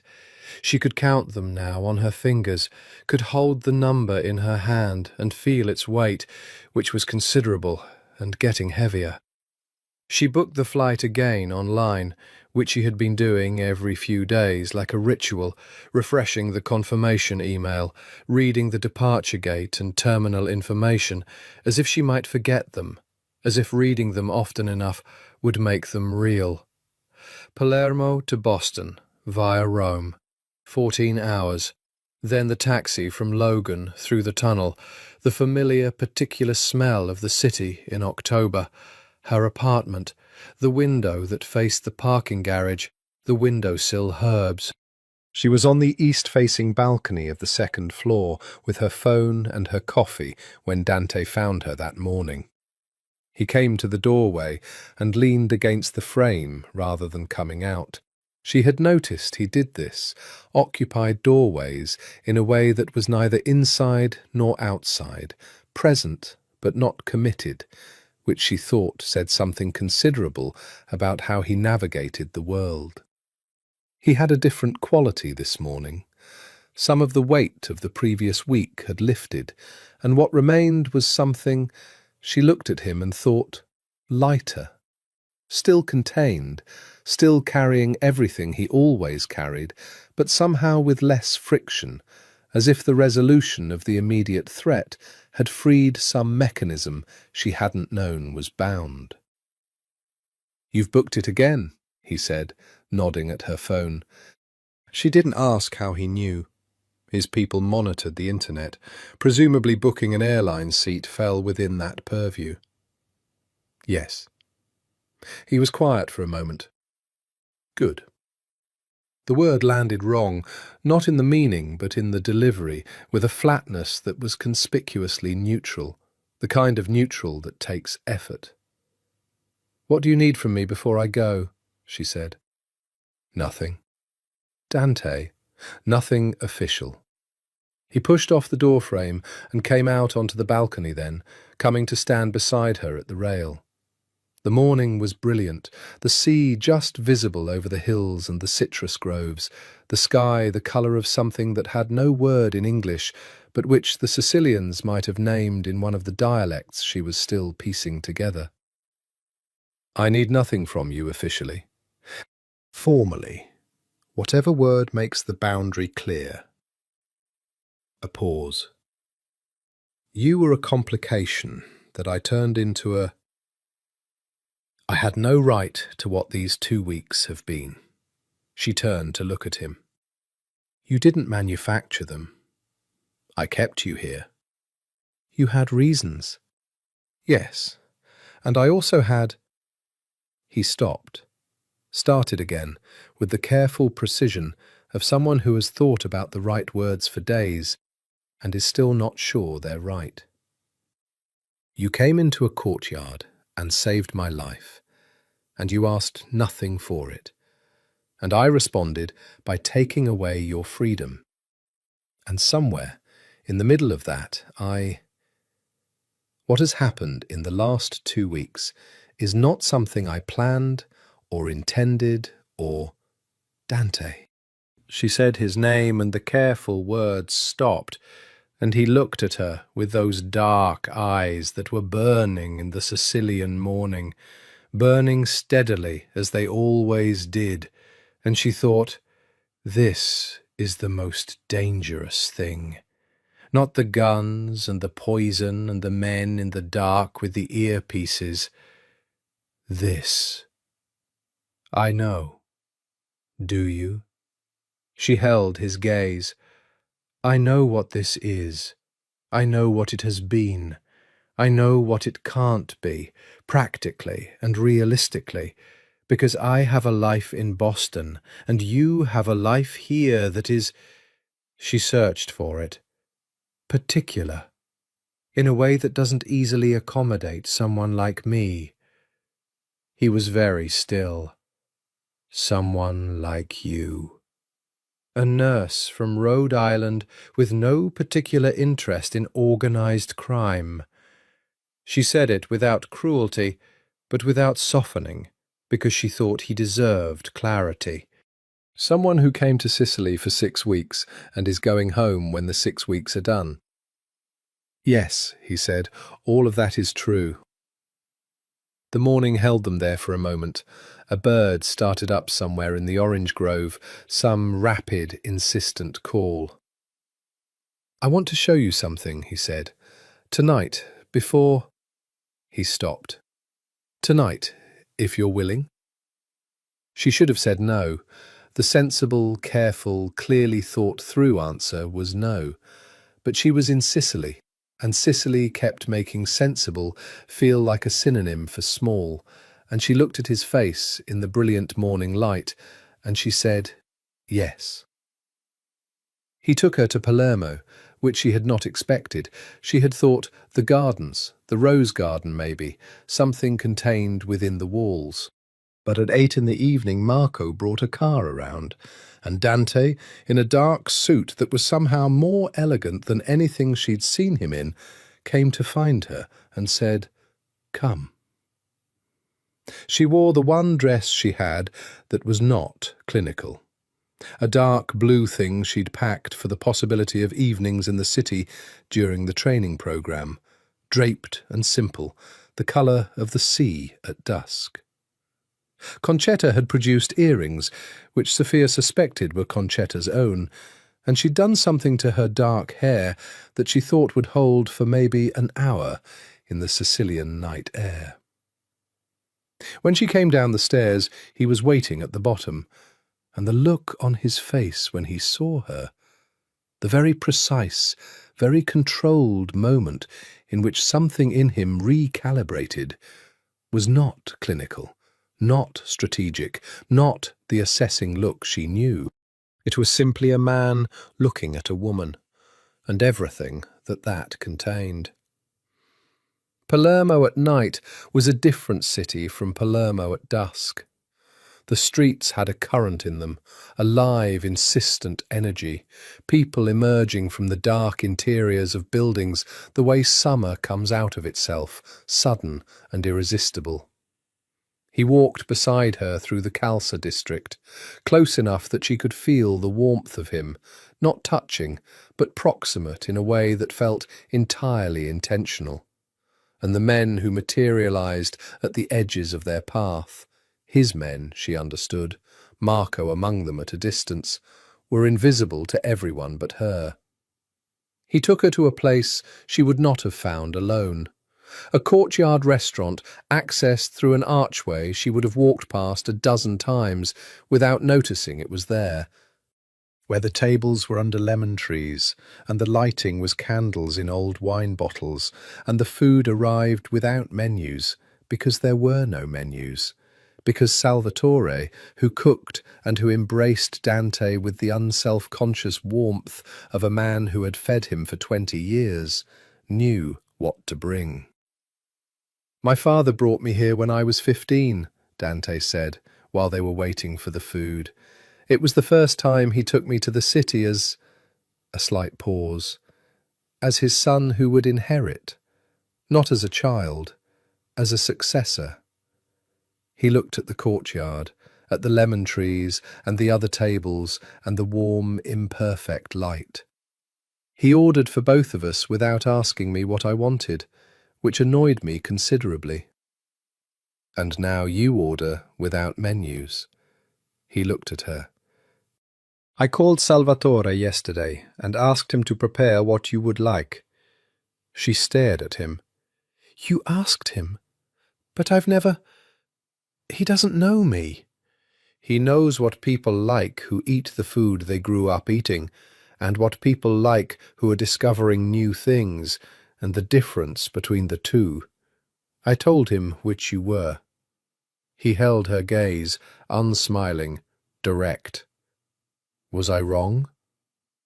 She thought about what her first weeks in Palermo had tasted like, the capitonata at the small place near the clinic, which she'd ordered a second time the next day, and a third time 2 days after that, the arancini from the vendor near the cathedral, the particular sweetness of the local seafood. "No," she said, "you weren't wrong." When the food came, it was extraordinary. Not elaborate, not theatrical, but exactly the food that Sicily was in its best self. Caponata and fresh pasta with urchin and swordfish in the old Palamitan style, and bread that made her close her eyes involuntarily, and wine that tasted like the hills it came from. They talked for 3 hours. The food became incidental to the talking. The food became the structure that held the talking, and the talking was different tonight from all the talking that had come before it, because there was nothing to manage in it, nothing being calibrated or controlled. He told her things she suspected he told very few people, about the years after Julia, the specific silence of a house that had been 2 people and became 1. The work of rebuilding yourself from something that had been broken all the way down. "Do you think grief ends?" she asked. "I think it changes shape," he said, "from something sharp and urgent to something chronic, like your man Enzo's hip." He looked at her. "You learn to walk differently." She thought about her father, who had died when she was 23, early and badly, a cardiac event that had given no warning. "Yes," she said. Something passed between them in the lemon tree light, something old and real and human, the particular recognition of 2 people who have carried their losses to a table and set them down together. When they left the restaurant, it was after 11, and the city had gone into its second life, the one that started after 10 and ran until the small hours, all movement and music and the smell of burning espresso and something sweet she could never quite identify. He walked her through it without hurrying, and the men at the edges of the path were still there, invisible and vigilant, and she was aware of them and didn't care, because she was walking through Palermo at night with Dante Ricci, and the city was extraordinary, and so was he. At a corner near the waterfront, he stopped. She stopped beside him. They were looking at the harbour, the lights of it reflected in the dark water, the fishing boats rocking gently at their moorings. He was close enough that she could have turned and been in his arms without effort. The awareness of this was a physical fact, like temperature. "Sophia," he said. Not a question, just her name, held in his mouth like something he was deciding whether to say or keep. "Don't," she said, very quietly. "Not tonight." He was still for a moment. Then, "All right." They stood at the harbour and looked at the water, and did not touch, and it cost them both something, and the cost was its own kind of intimacy, the kind that comes from choosing rather than from having, and it was terrible and precise, and it was, she thought, exactly what they were to each other. 2 days before the flight, she woke with the particular clarity of someone who has slept deeply and dreamlessly for the first time in a long time, and lay in the white linen and listened to the orange grove and thought, "I have been happy here." The thought arrived without drama or revision, simply happy. Not uncomplicated. She had been a prisoner, technically, for most of it, had been lied to and surveilled and managed, had felt her real life receding behind her like a shore seen from a departing ship. And also happy. The rose garden in the mornings, and the library in the afternoons, and Enzo, whose hip was genuinely improving, who had shown up at her door the previous morning with a bag of oranges from the grove, and a dignity in the gesture that had nearly undone her. And Concetta, who communicated primarily through food, and who had pressed a small jar of preserved lemons into her hands yesterday, with an expression that said everything neither of them was willing to put into words. And Dante. She would not unspool that thread now. She would simply be here for 2 more days and be honest about what that meant and didn't mean. And then she would go, and she would carry it the way he'd described carrying grief, differently, with a new shape in her gait, but forward. She dressed and went down to the rose garden. He was already there. This was new. He was usually in his office in the early morning, in the operational centre of his world, and she had always had the garden to herself at this hour. But he was sitting on the old iron bench near the south wall, in his suit jacket with no tie, and he had a cup of coffee that had probably gone cold while he sat there not drinking it, and he looked like a man who had not slept at all.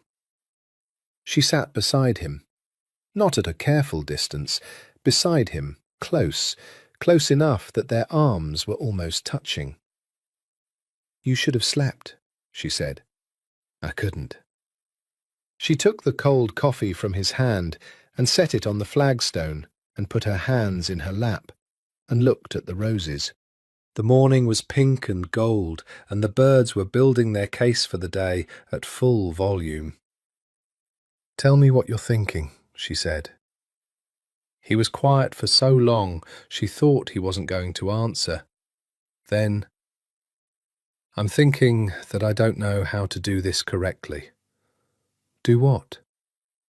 "This." He gestured between them, not clumsily. He didn't do anything clumsily, but with a rawness that told her this was uncharted territory, that whatever maps he had for navigating the world, this was not on them. "I don't have I'm not a man with a template for this. My father's marriage was an arrangement. My one relationship that meant something was destroyed by this life before it began." He paused. "I don't know how to ask for something I have no right to ask for."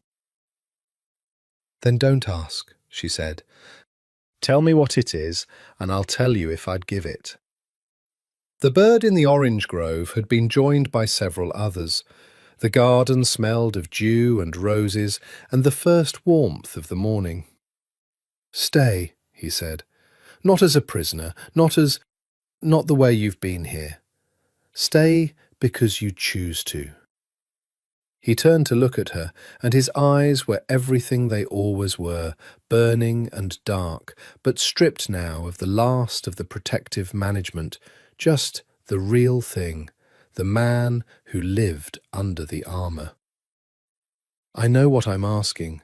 I know your life is in Boston. I know what this life is. I won't pretend otherwise. But I am asking." Sophia looked at him. She thought about the flight.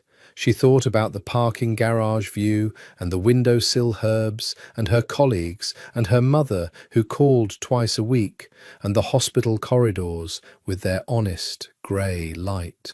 She thought about 9 years of a life carefully and sensibly built. "I have 2 more days," she said. "Let me think." He nodded once. It was not the answer he wanted, she could see that clearly, but he received it without alteration, without pushing, because he was a man who understood that some things couldn't be forced. "All right," he said. "All right." She looked at the roses. "Now drink your cold coffee and tell me about the one relationship that was destroyed. I want to know." He looked at her, surprised. "You brought it up," she said. "I'm a nurse. I follow the symptom." A sound escaped him, definitely a laugh this time, shorter than the one in the dining room, but just as real. He picked up the cold coffee. Her name was Mara. She was Milanese, architect. He looked into the cup. She was intelligent and principled, and she did not know what I was when we met. And when she found out, she chose correctly. Chose correctly how? She left. No bitterness, just fact. She left, and I understood, and I didn't try to change her mind. Sophia thought about this. Because you knew she was right. Because I loved her enough to know she was right. He looked up from the coffee. That's the distinction I've been living in ever since. The distinction between loving someone enough to let them go and being incapable of asking them to stay. She heard it in what he hadn't said and thought, and here we are, at the edge of the same distinction. "I'll think," she said again. "I know," he said.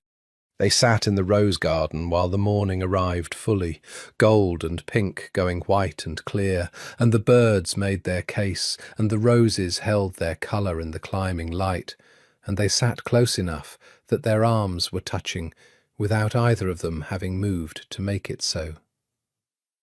She spent the following day in a state of sustained internal negotiation.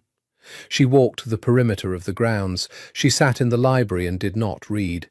She went to see Enzo, who showed her his exercises with the pride of a man who had discovered something true about his own body and appreciated it. And she adjusted the third exercise and explained why, and he nodded with the gravity of someone receiving important information. She called her mother from the monitored phone, Rosaria Caruso, who had raised one daughter and one son in Providence, Rhode Island, on strong coffee and stronger opinions, was not a woman who could be managed in conversation, and Sophia had spent 31 years trying, with only partial success. "You sound different," her mother said within the first 4 minutes. "I'm fine, Mama." "Different doesn't mean not fine. You sound—" A pause, the thoughtful kind, which was the most dangerous kind from Rosaria. "You sound like you're in the middle of something." I'm in the middle of a very lovely training program. Sofia Elena Caruso, I have known you since before you could speak, and you are in the middle of something that is not a training program. Another pause. Is there a man? She was sitting in the kitchen garden with the rosemary and the melissa, her face in the afternoon sun. You always ask that. I always ask that because the answer is usually interesting. A beat. Is it? It's complicated, Mama. All men are complicated. That's their primary characteristic. Her mother's voice shifted, softened, became the other voice, the one under the Providence practicality, the one that was 4 generations of Italian-American women who had known something about loving difficult things. But complications aren't reasons. Are you safe? Yes. Are you happy? The word her mother used was felice, happy. The same word that had arrived this morning in Sophia's head with such uncomplicated clarity. Yes, she said. Surprisingly. Then think carefully, her mother said, about what you're going back for and what you're leaving. She thought about it all afternoon. She thought about it with the clinical clarity she brought to differential diagnosis and the emotional clarity she brought to nothing at all, because emotional clarity was not her strong suit, and she knew it. She thought, Boston is real. My work is real. The people I help are real. The life I have there is made of real things. She thought, and so is this. She thought, but this is his world. The guns and the power and the men in the shadows and the phone calls at midnight and the cost of what he is. I know what the cost is now. I have seen it in his face when he talks about Julia. I have seen it in the operation of this house, the constant vigilance of it, the way life here is conducted behind armour and stone walls, and the management of threats. She thought, but I have also seen the rose garden, and the piano at 2 in the morning, and the cold coffee he didn't drink because he was too busy sitting with the morning and whatever he couldn't stop thinking about. She thought, Mara was right to leave, and she was also right to have loved him. She went to his office at 6 in the evening. She knocked. He said, "Come in." He was at his desk, and he looked up, and whatever was in her face told him something, because he was still, for a moment, in the way that meant he was deciding how to receive whatever was coming. "I'm going to go home," she said. He nodded once. "I'm going to go home, and I'm going to get on the flight, and I'm going to go back to Boston and the parking garage and the windowsill rosemary." She came into the room and stood before the desk. "Because it's mine, and I built it, and I should go back to it before I make any decision about anything." He was watching her with absolute attention. "And then," she said, "I want you to call me. Not tonight, not next week. Give me a month. Give me real life and distance and whatever clarity comes from being home. And then call me." She held his gaze. "If you still want to." The silence stretched between them, and in it she could hear the complexity of what he was thinking. She could practically see it, the careful intelligence of him working through what she'd said, the hope he was controlling, the gratitude he wouldn't perform. "A month," he said. "Yes. And you'll answer." "I'll answer." He stood up from the desk, and she held her ground, and he came around it slowly and stopped with a foot of space between them, and he lifted his hand and touched her face.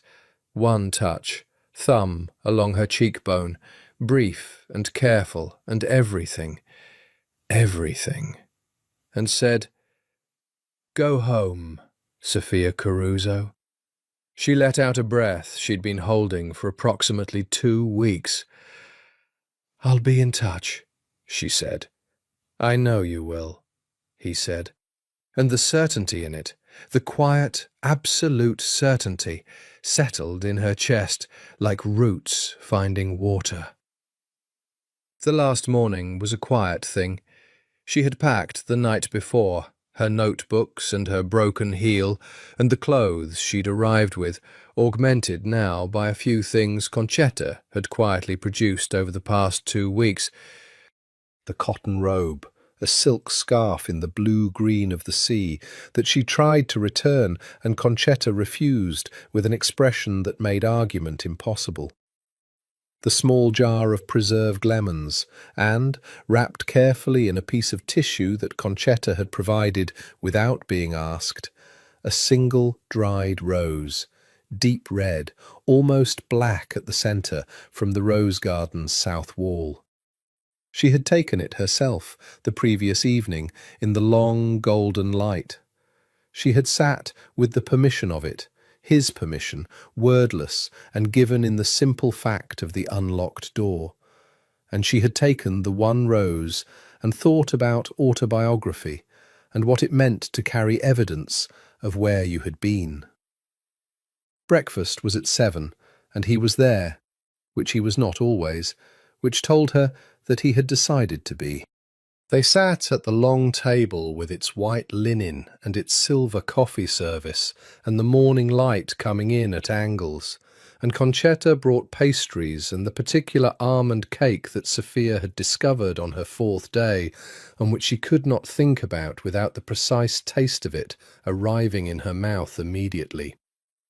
They ate and they talked, about the week's headlines, about something she had read in the library the day before, about the 3 tomatoes, and it was the most ordinary morning and the most particular morning, the specific morning that would be the last of its kind, and they both knew it. After breakfast he walked her to the car. Marco was there, and Concetta, and Enzo, who had come from the cottage with his better walk. Genuinely improved, measurably improved, the compensation pattern softening with each day of the exercises, and who shook her hand with both of his and said, in Sicilian too rapid for her to catch fully, something that she thought was about the kindness of strangers and how it confounded expectations. She embraced Concetta, which surprised the older woman into a moment of stillness before she returned it with the firm competence of a woman who expressed her feelings through action rather than words. Then she turned to Dante.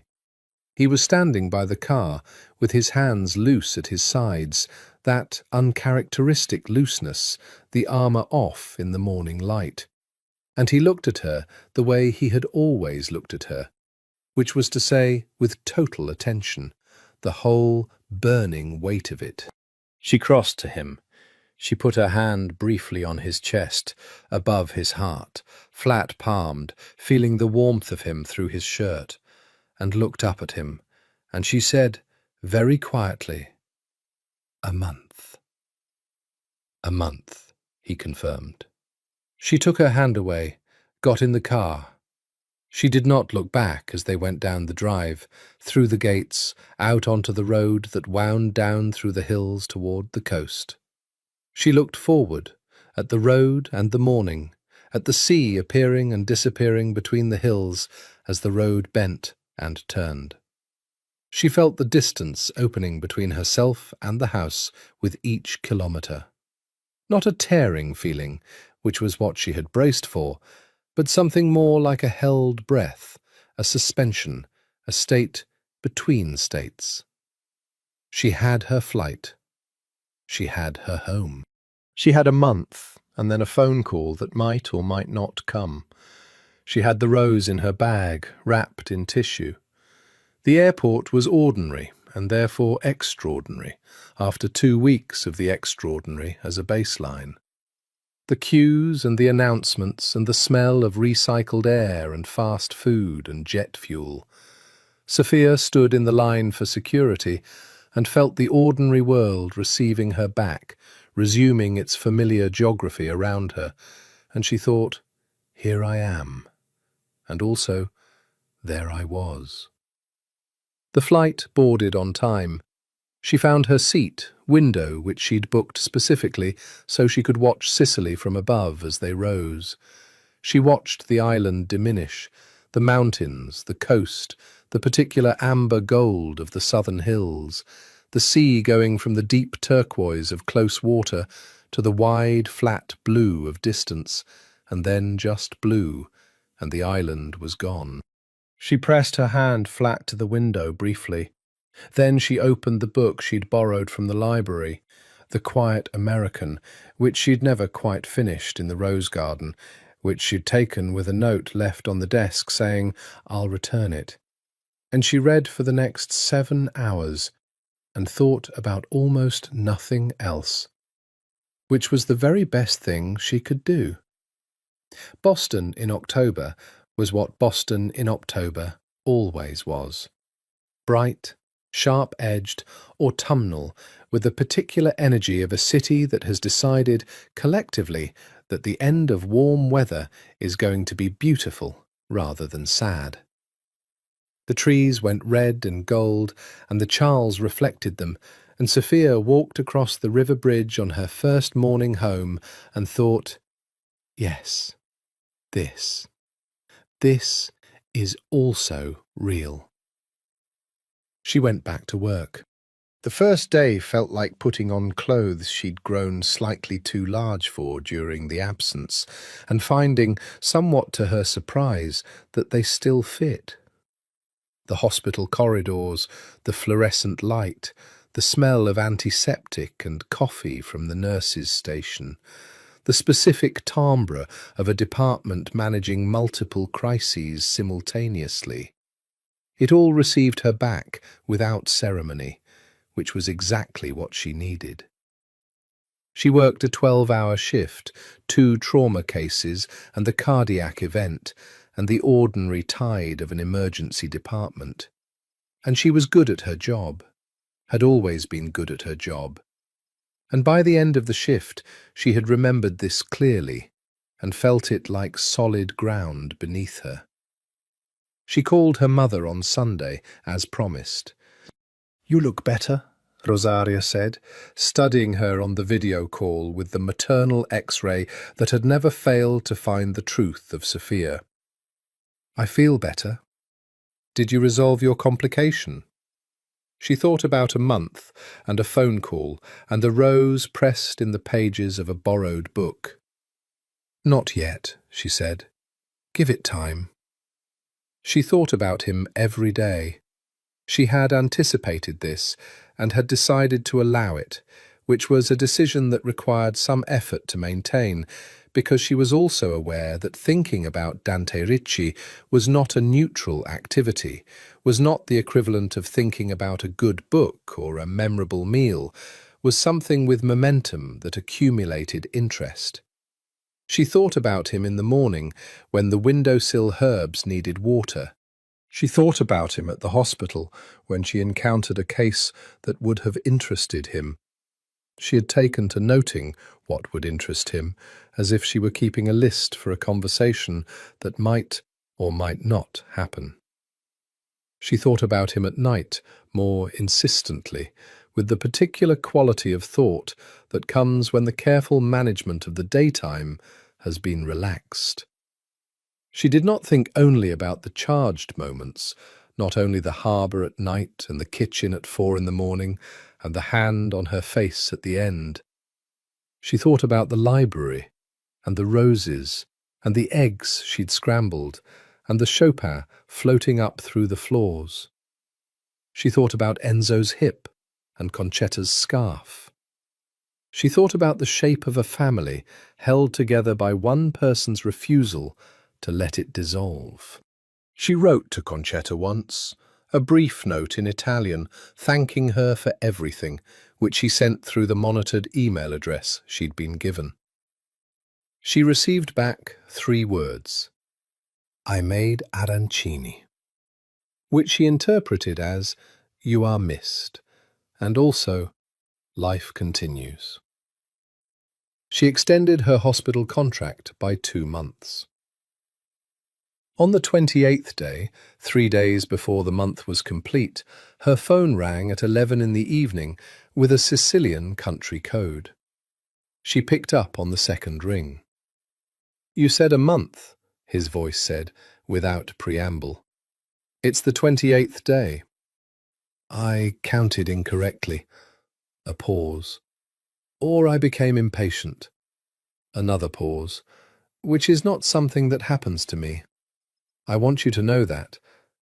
She sat up in her bed in the apartment with the parking garage view, in the October dark, with the city sounds of Boston outside the window.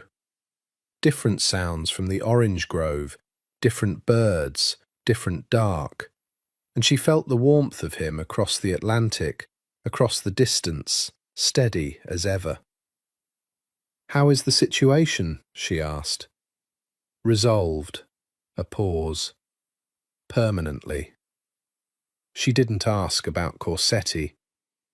"And Vitale?" "Also resolved." She breathed out. "Enzo?" Something shifted in his voice, not the controlled, diplomatic shift, the real kind. He showed Marco the exercise yesterday, with visible pride. She laughed. The sound of it in the empty apartment felt like something opening. "Sophia." His voice changed again, became the nighttime voice, the loose-threaded voice. "I have thought about many things in the last month. Practical things. Things about what a life looks like that is not built only around the inheritance I carry." He stopped. "I've thought about what it would require to make space for something, someone, who exists outside of all this." She was quiet. "I haven't arrived at a complete answer," he said, "but I have arrived at the question, which is more than I had before." A pause. "Palermo in December is extraordinary. The Christmas markets in the Piazza Verdi, the presepi." A beat. "Concetta's Christmas baking, which is a genuine argument for the existence of God." "Are you inviting me to Palermo?" "I'm asking if you'd consider Palermo." She looked at the parking garage through the window. Its grey concrete levels, its orange-lit exit ramps, its profound and honest lack of romance. She looked at the windowsill, where the rosemary was in good condition and the basil was staging a recovery from a period of neglect, and the small pot of mint was doing what mint always did, which was try to take over. She thought about the library, the rose garden in December, which she had not seen but could imagine. Stripped of summer excess, the canes bare, but something still held in the architecture of the plants, the bones of the garden visible for once in the open winter light. "Tell me about Palermo in December," she said, and he did. She flew back on the 15th of December. She had told her mother, who had said, "Go, Sophia, go before you talk yourself out of it." She had arranged her hospital coverage, which required some negotiation and the leveraging of months of accumulated goodwill from colleagues who were aware she'd returned from Sicily different, if not entirely sure how, and who treated this trip with the careful neutrality of people who respect a mystery.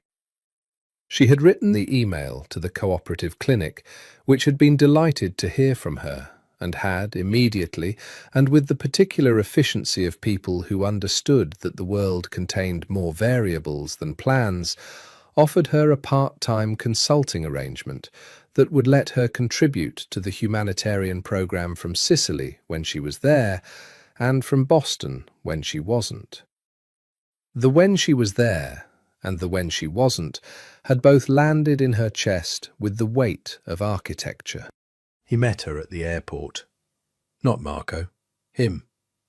She came through the arrivals hall with her bag on her shoulder and the borrowed copy of The Quiet American in her hand, returned as promised, and she saw him immediately, because he was the kind of man you saw immediately in any room, not only because of his height or the particular quality of his stillness, but because he was looking for her with the same total attention he gave everything, and the attention found her before she found him. She stopped. He crossed to her. He stopped a foot away, and she looked up at him, and the Palermo airport was its full, cacophonous self around them, arrivals and announcements and trolleys and families, and it was entirely irrelevant. "Hello," she said. "Hello," he said. She held out the book. He took it, looked down at it for a moment, at the worn cover and the pages she'd read twice now, and the notes she hadn't been able to resist making in the margins with a pencil that could be erased if he wanted to erase them.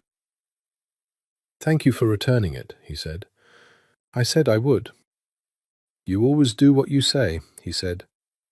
Not quite her question. "I try to." She met his eyes. "It's one of the few things I'm consistent about." He reached out and took her bag from her shoulder, simply, without asking, with the naturalness of someone resuming something that had been briefly set down, and turned toward the exit. She fell into step beside him.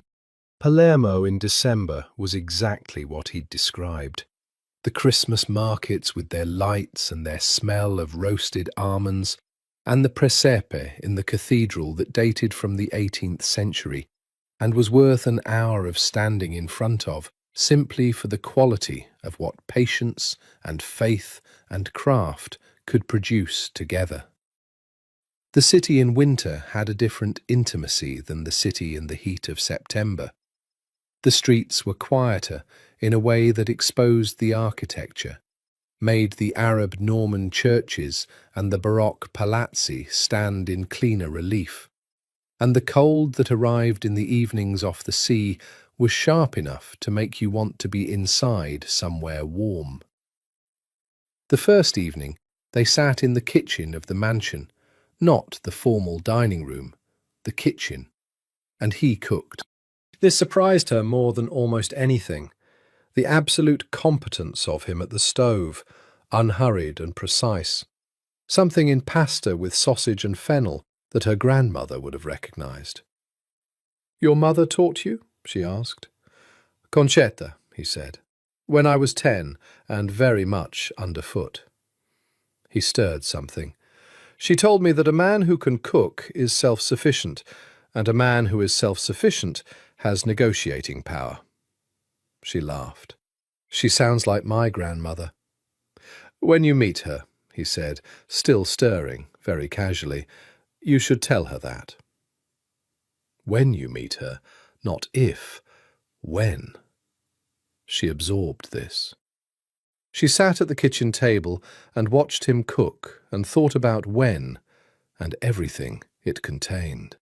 They ate at the kitchen table, which was small and old, scarred with years of Concetta's work, and they talked for 2 hours without looking at a clock. And somewhere in the second hour, the talking became something else, became silence, but the kind of silence that was not empty, that was charged with all the things that had been building since a September courtyard and a broken heel, and the sound of a man trying to breathe through what was in his way. He cleared the plates. She stood and carried the glasses to the sink. They were both at the sink, a foot apart, and the kitchen was warm, and the night was black outside the window, and he turned and looked at her. And this time there was no "not tonight" available to either of them. He kissed her the way she'd known he would, not tentatively, not experimentally, but with the same quality of absolute intention he brought to everything, purposeful and controlled. And then, as she kissed him back, less controlled, the control being the thing that went last, the final piece of armour, and underneath it, The heat of him, and the realness of him, and the person he was when the load-bearing walls came down. She put her hand on his face, both hands, the way she'd been thinking about doing since a courtyard in September, and felt him lean into it like someone who had not been touched carefully in a very long time. "I'm not Mara," she said against his mouth. "No," he said, "you're not. I won't leave without telling you." His arms tightened around her. "I know." The kitchen settled around them, warm and old and ordinary and extraordinary. And outside the window the Sicilian December dark held the orange groves, the roses sleeping through their winter, the sea somewhere beyond the hills, and the whole particular weight of a world that was imperfect and dangerous and real. She had a room.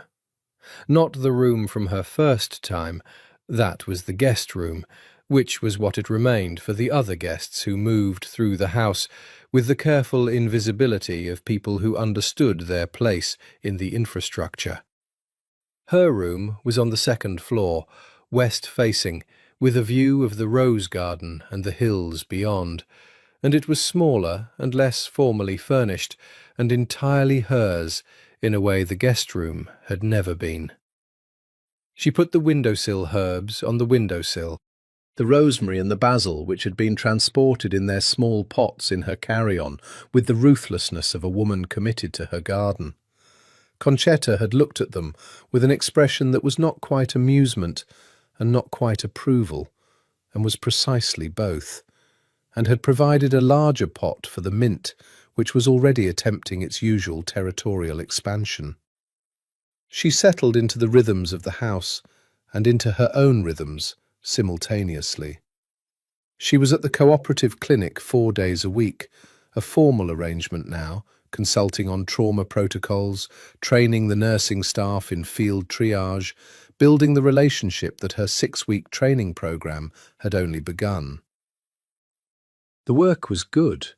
It was different from emergency medicine, more deliberate, less reactive, and she found that the deliberateness suited something in her that the constant urgency of Boston trauma had been crowding out. On the 3 days she wasn't at the clinic, she was at the house, in the library, in the rose garden, in the kitchen, where she and Concetta had developed a working relationship that operated primarily through cooking and the wordless communication of people who shared a space and a purpose. She also took over Enzo's physical therapy entirely, which delighted him and gave her the particular satisfaction of watching something improve in real time, the weeks accumulating into measurable progress, the old body learning a new way to carry itself. And Dante. Dante was still what he was.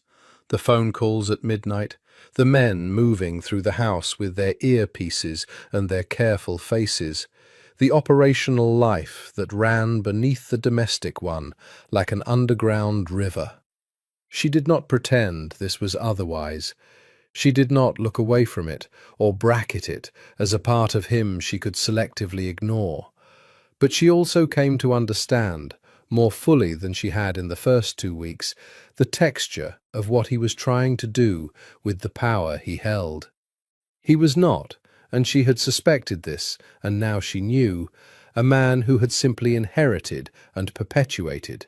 He was actively, carefully, at enormous personal cost, attempting to move something old and terrible towards something less terrible.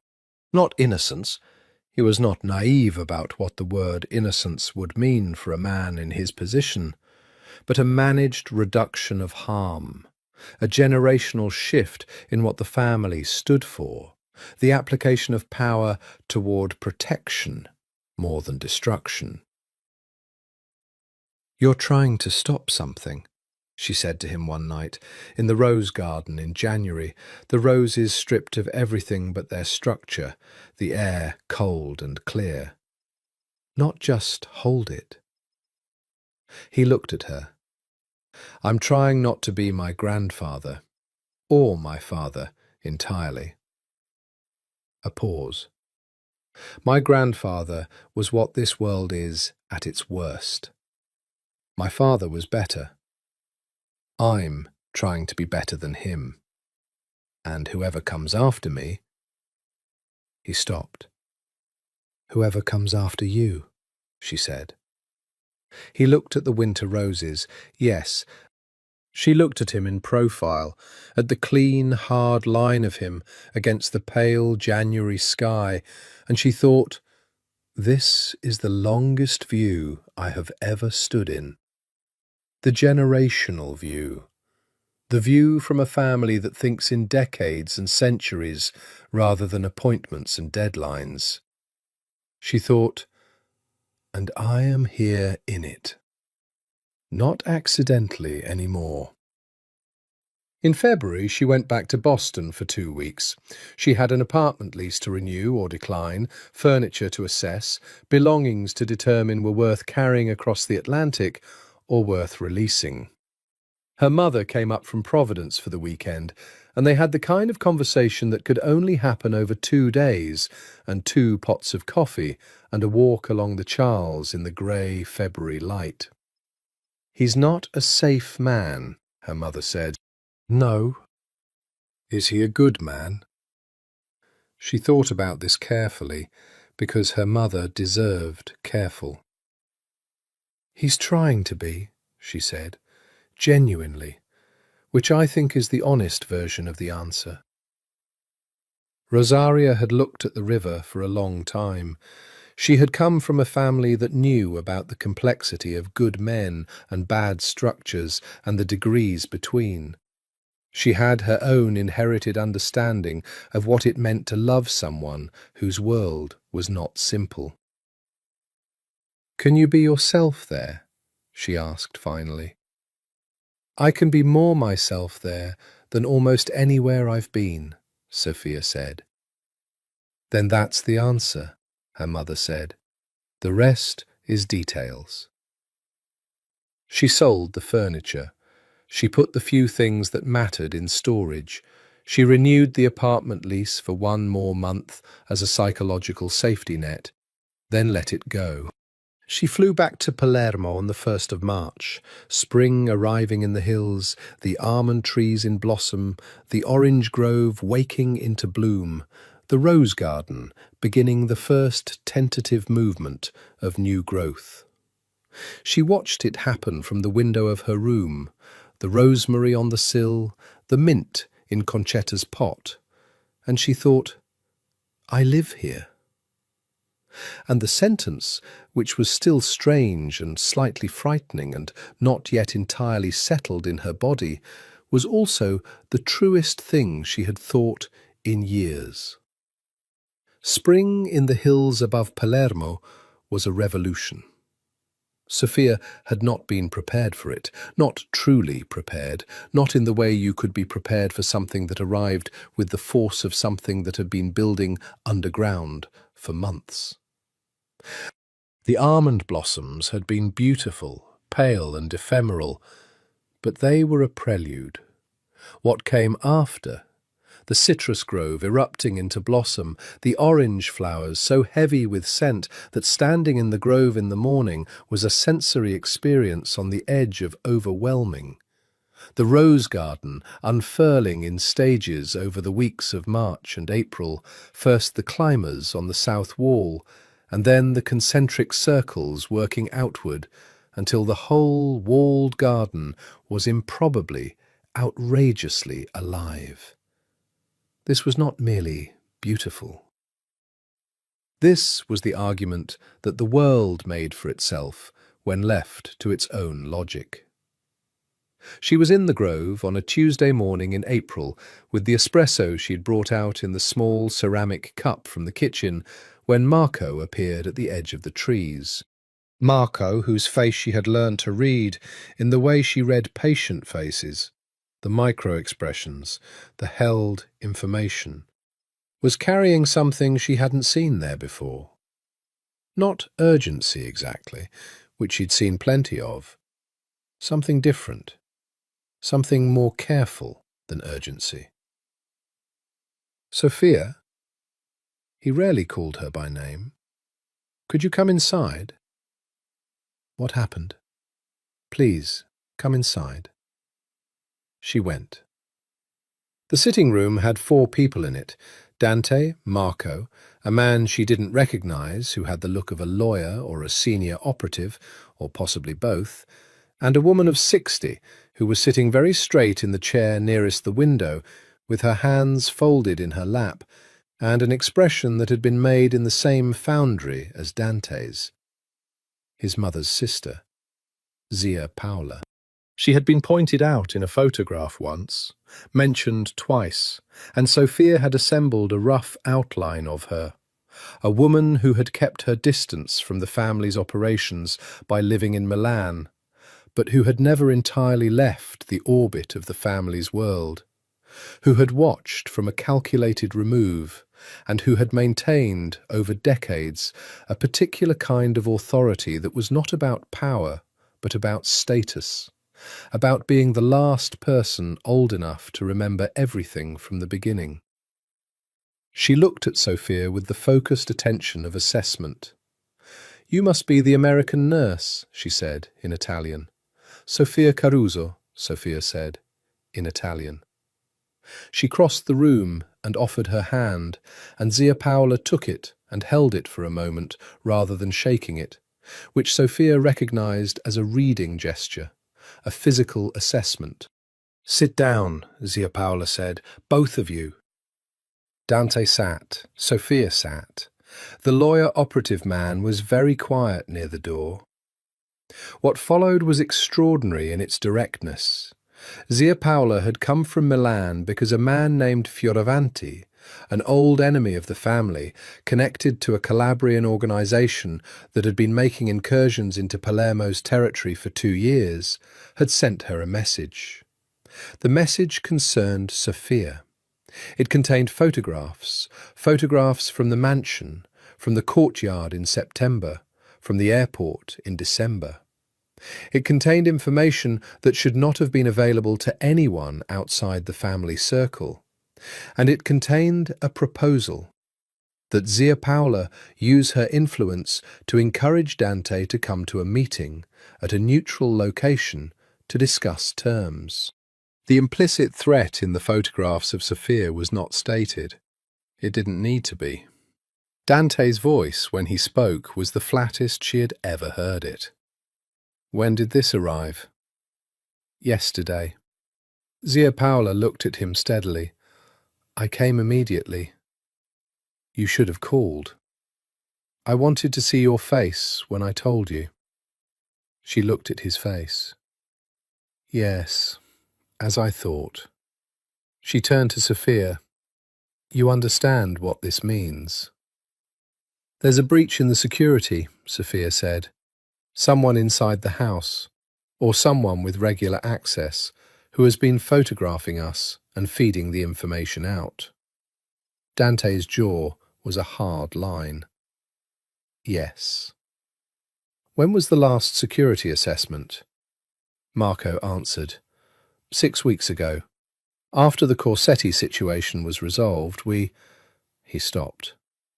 "We may have relaxed our attention." "You may have," Zia Paola said, with the cool precision of a woman who did not do relaxed attention. She looked at Dante. "The question is, what you do." "I'll find who it is," Dante said, "and I'll handle Fioravanti." "That's not the question."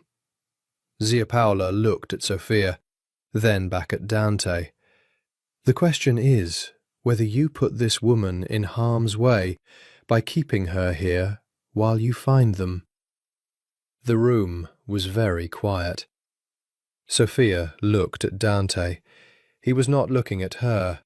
He was looking at the floor between his feet, and she could see the precise, terrible calculation happening behind his eyes, the weighing of things that were not reducible to simple calculation.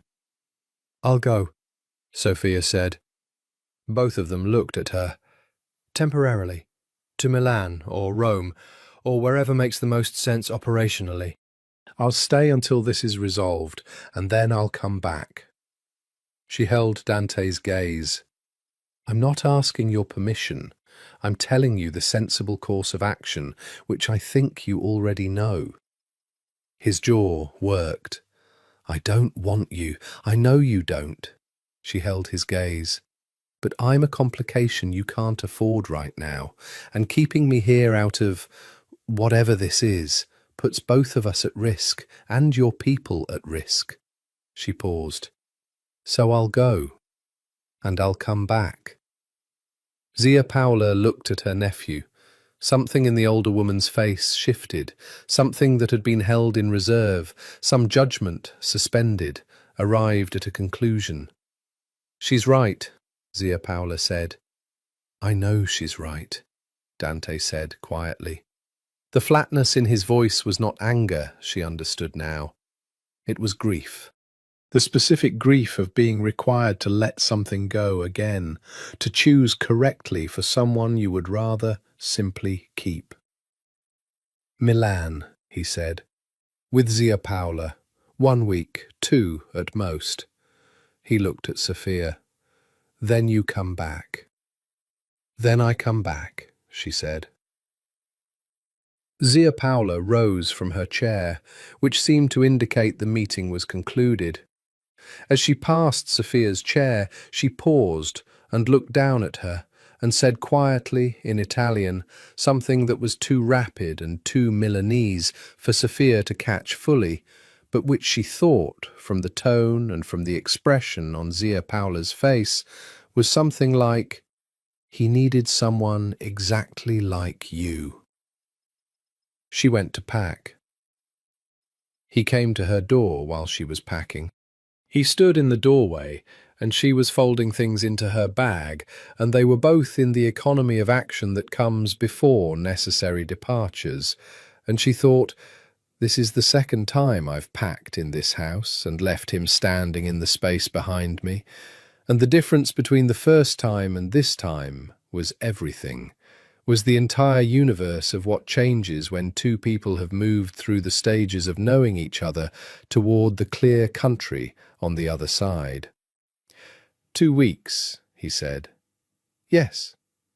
He crossed to her, stood behind her, and she felt his arms come around her, not urgently, not desperately, but with the specific weight of someone holding something they have decided to trust to time and distance and the reliability of returns.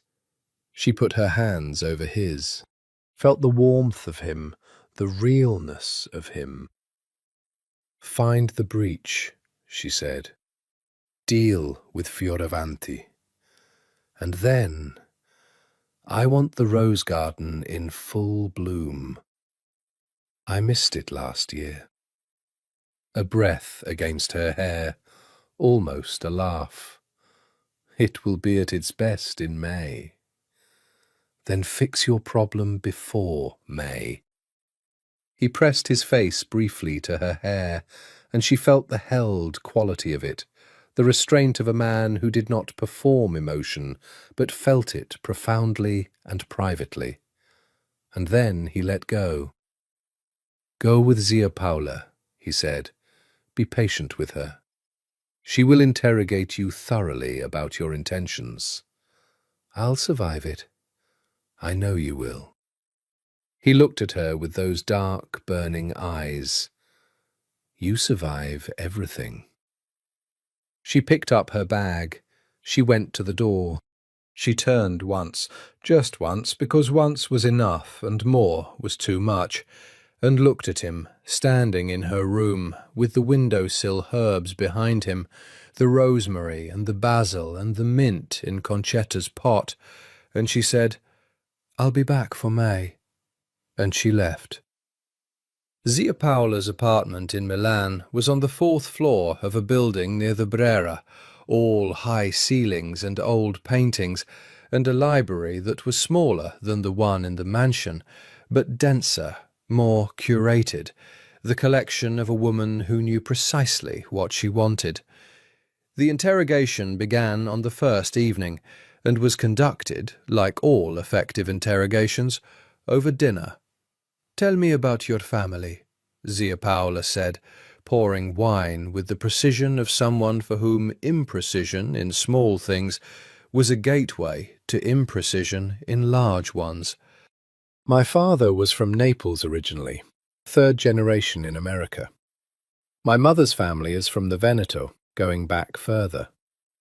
Sophia cut her bread. I'm the oldest. I have a brother, younger, who is a teacher in Providence. Catholic? Culturally. Zia Paula made a sound that acknowledged this distinction without judging it. And your work? You chose nursing specifically. My father had a cardiac event when I was 16. I was there. I was the one who called the ambulance. She paused. He survived that time. He died of a second event when I was 23. But the first one, the feeling of being the person who knew what to do in the worst moment, I never lost that. Zia Paula regarded her over the rim of her wineglass.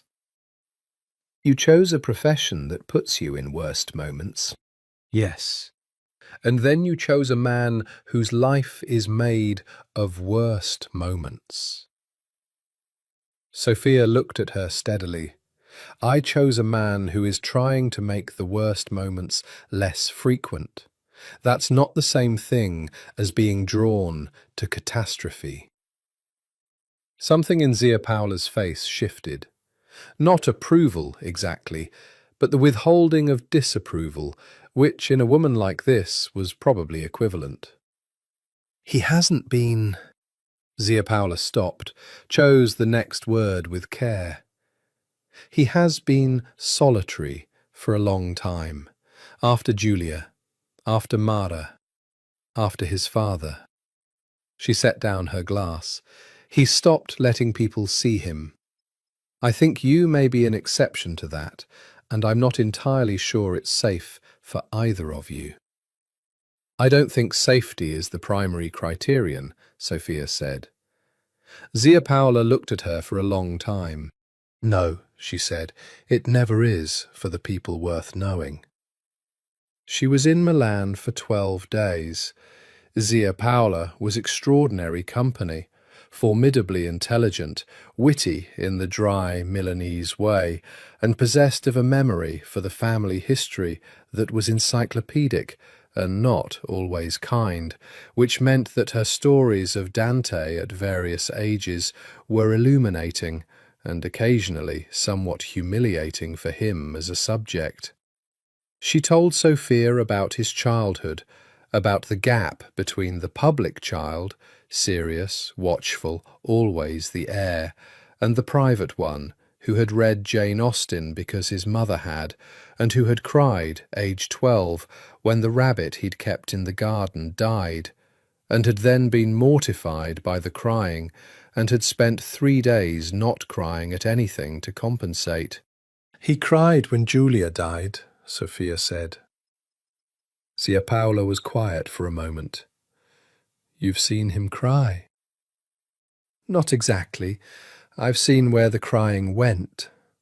She thought about the rose garden in winter, the piano at 2 in the morning. He keeps it in specific places. The older woman nodded slowly. Yes, that's right. She looked out the window at the Brera neighbourhood, at the ordinary Milanese life flowing below. That's exactly right. She also received information from Dante's operations over the 12 days, not through official channels, but through Zia Paula's apparently comprehensive network of sources, which operated through means Sophia preferred not to examine too closely. The breach had been found. A man who worked the security rotation, who had a gambling debt to a Fioravanti-connected creditor that had been leveraged into something operational. The man was no longer in a position to transmit information. Fioravanti himself had been sent an answer to his proposal that was explicit and non-negotiable, and that Zia Paula described only as definitive. On the 12th day, she received a text, just an address, in the hills above Palermo, and 3 words, "The roses opened." She booked a flight for the following morning. Zia Paola drove her to Malpensa herself, the older woman's driver, the older woman's car, the older woman's characteristic manner of treating the approach to an airport like a military maneuver. At the drop-off, Zia Paola got out of the car, which Sophia hadn't expected, and embraced her, briefly, firmly, with the economy of someone who has never been extravagant with physical affection, but means it precisely when she is. "You'll find it strange," Zia Paola said, "from time to time, what his life requires, what you're required to be in it." She stepped back. "Come to Milan when you need to breathe differently. My door is open."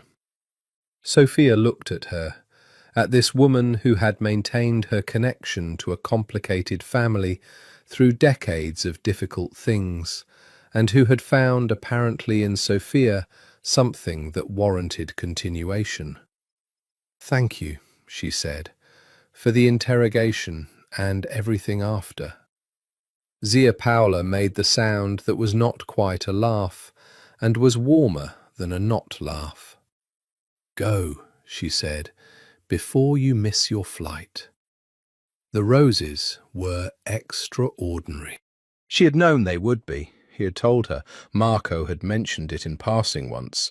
Concetta had sent a photograph in February with the caption, "Waiting." But knowledge and the thing itself were the usual distance apart. And when the car turned through the gate, and she could smell the garden before she could see it, could smell it even through the closed windows, even over the warm stone and citrus smell of the Sicilian afternoon, she understood that she had been imagining something smaller than reality. He was in the rose garden. She found him there, past the house, past the kitchen garden where the herbs were rioting into their spring abundance, through the door in the southern wall, and he was standing at the old iron bench near the south wall, with his jacket off and his hands in his pockets, looking at the roses the way he always looked at things he needed to understand. He turned when he heard the gate. She stopped just inside the door, and they looked at each other across the walled garden, across the roses in their May extravagance, across the weeks and the distance and everything that had accumulated and resolved and remained. He looked well. She catalogued this with the nurse's eye before anything else, the automatic assessment, good colour, regular posture, no held pain, nothing being managed. He looked, she thought, more himself than she had seen him. Whatever the past weeks had required, they had required it cleanly, and he was on the other side of it. She walked toward him. He met her halfway because he was done with standing at the door while she crossed the distance, which she understood and which was its own declaration. She put her arms around him, and his came around her, and they were in the rose garden in May, with the extraordinary extravagance of the thing her mother-in-law by roses had planted, and her father had kept, and no one had destroyed, and the scent of it was too much and exactly right, and Sophia thought, "Here, this is the place I was walking toward when I took the wrong turn down Via dell'Incoronazione and broke a heel on the cobblestones and pushed open a gate into a courtyard." "The roses," she said against his shoulder. "Yes." His voice was everything it was at 2 in the morning, the loose-threaded, real voice. Everything bloomed at once. Concetta said she'd never seen it like this. "Your mother's autobiography," she said. He tightened his arms fractionally. She thought about what a garden was, all the accumulated choices of it, the things planted and tended and allowed to go wild, and the things that kept growing without anyone to direct them. The honest record of what a person had loved and where they had stood. She pulled back and looked up at him. "Tell me what happened with Fioravanti." "Handled." "Dante." "Permanently handled." He held her gaze. "I'm not going to tell you every detail." "I know. But tell me what I need to know." A pause. He understood the message. There won't be another proposal. She nodded. She believed him. She also believed that the permanently handled contained things she would never entirely know, and she had made her peace with this in Milan. Over 12 days of Zia Paola's wine and honesty had arrived at the specific kind of peace that is not innocence, but is a considered choice to be present to a life rather than to all its underside. "I want to ask you something," he said. She looked up at him. "I want to ask you properly, with full understanding of what I'm asking." He held her gaze, and his eyes were everything they had always been, dark and burning and honest, in the way that had always gotten through her defences, because the honesty was real, had always been real, was the thing she'd seen in the yellow security light in a Palermo courtyard before she knew any of the rest of it. "I know what this life is. I know what it asks of the people in it. I know what you've had to navigate in the months since September, and I know that the navigation is not finished, that it never finishes exactly." "No," she said, "it doesn't." "Knowing all of that," he said, "will you stay? Not as a guest, not for 2 weeks or a month or until the situation resolves." He reached up and touched her face, both hands now, the way she had first touched his, and she leaned into it the way he had. "Stay with me, here, in this house, in this life, for whatever this life is." She looked at him for a long moment. She thought about Boston and the parking garage and the windowsill. She thought about 12 days in Milan and Zia Paola's wine and the permission she'd given herself, finally, to trust what she knew rather than what she feared. She thought about 9 years of careful, sensible construction and the Sicilian September that had walked into it like weather, like something you couldn't have predicted and couldn't have prevented and wouldn't undo if you could. She thought about the rose garden, about a woman she had never met whose autobiography was all around them. All this extravagant, blooming life that had outlasted the person who planted it and kept growing in the direction of light. "I already am," she said. He kissed her then. Not the careful, controlled kiss of December, not the managed thing, but the real thing. The full weight of what he was and what she was and what they had been growing toward since a courtyard and a broken heel, and the sound of a man trying to breathe through what stood between him and life. The roses were everywhere around them, every colour she could name and colours she couldn't, climbing the walls and arching over the iron pergola and making their case for the world, for the persistence of beautiful things, for the audacity of growing. That night she found the piano room without the sound leading her there. She went on her own, in the dark, from memory, because she had memorized the house now, the way you memorize a face you've decided to know. Not deliberately, not strategically, but through the accumulated presence of it. She sat in the high-backed chair. She didn't call for him. He found her there. He always did. He sat at the Börsendorfer and looked at her once, in the moonlight, the look that was just him looking at her, nothing managed in it, and then he turned to the keys and began to play.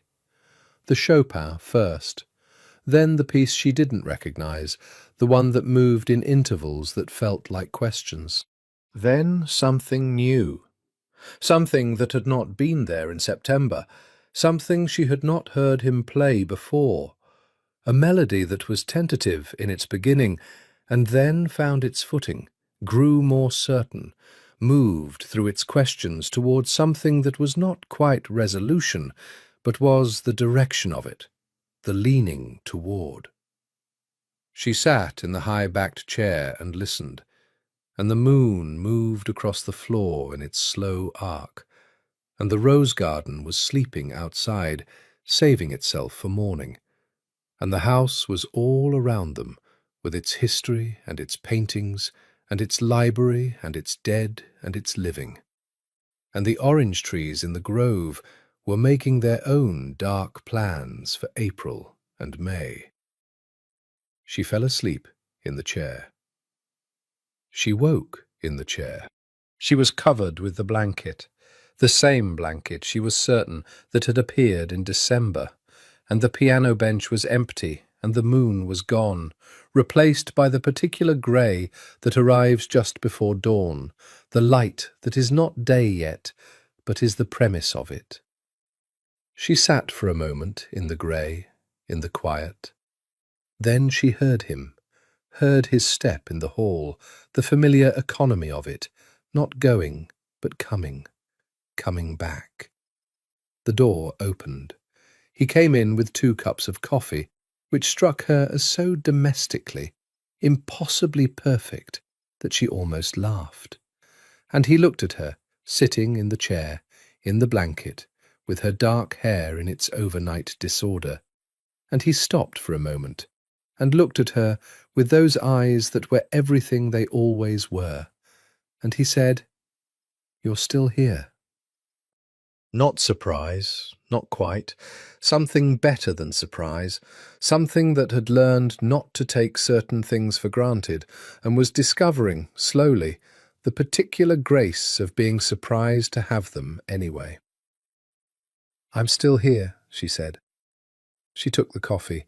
He sat on the piano bench facing her, and they drank their coffee in the grey room, while the dawn assembled itself outside, light arriving by degrees, and beyond the tall windows the rose garden began to materialize out of the dark. First shapes, then colours, then the extraordinary profusion of it, the reds and the pinks and the creams and the whites, all that life insisting on itself in the early May morning. She would go to the clinic today. She would check on Enzo's hip and write her notes and consult with the staff and come home in the evening to the house in the hills and whatever the evening held.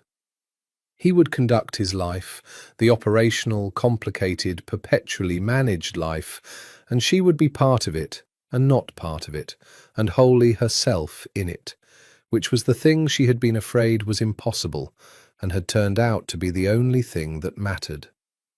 She would write to her mother this afternoon. She would call on Sunday as usual, and her mother would say, "You look different," and she would say, "I am different," and her mother would say, "Good different or bad different?" and she would say, "I'll let you decide." And her mother, who was not a fool and who had 4 generations of Italian-American women's knowledge of impossible loves in her bones, would say, "Go. Be happy. Call on Sundays." She would. The rose garden was fully visible now, fully itself, the Sicilian May morning receiving it in the particular generous light of the island. A single bird began in the orange grove, the first, then others joining, the daily argument for the world, the ordinary, daily, remarkable fact of it. She looked at him across the piano bench, across the coffee cups, across the months and the distance and the particular long road of what they were to each other. He was looking back at her. "Good morning," she said. "Good morning," he said. Outside, the roses kept their colour in the climbing light. The orange trees released their blossom scent into the warm beginning of the day. Somewhere over the hills, the sea was doing what the sea does. Indifferent and constant and gorgeous and real, always real. The thing that was there before any of them and would be there after. Sofia Caruso, who had come to Sicily for 6 weeks and had stayed for something she had not known how to name at the beginning and knew now in her bones, lifted her face toward the light coming through the tall windows, felt the warmth of it, and thought, "Here, here, here." In the rose garden that afternoon, tending the south wall where the darkest roses grew, the deep red, almost black at the centre, Concetta said to no one in particular, to the roses, to the spirit of the woman who had planted them, to the warm May air. She stayed. The roses in their extravagance, in their riotous colour, and their historical persistence, in their faithful testimony to everything that had been planted here, and loved here, and lost here, and found here again, did not answer. They didn't need to. They had been saying it all along.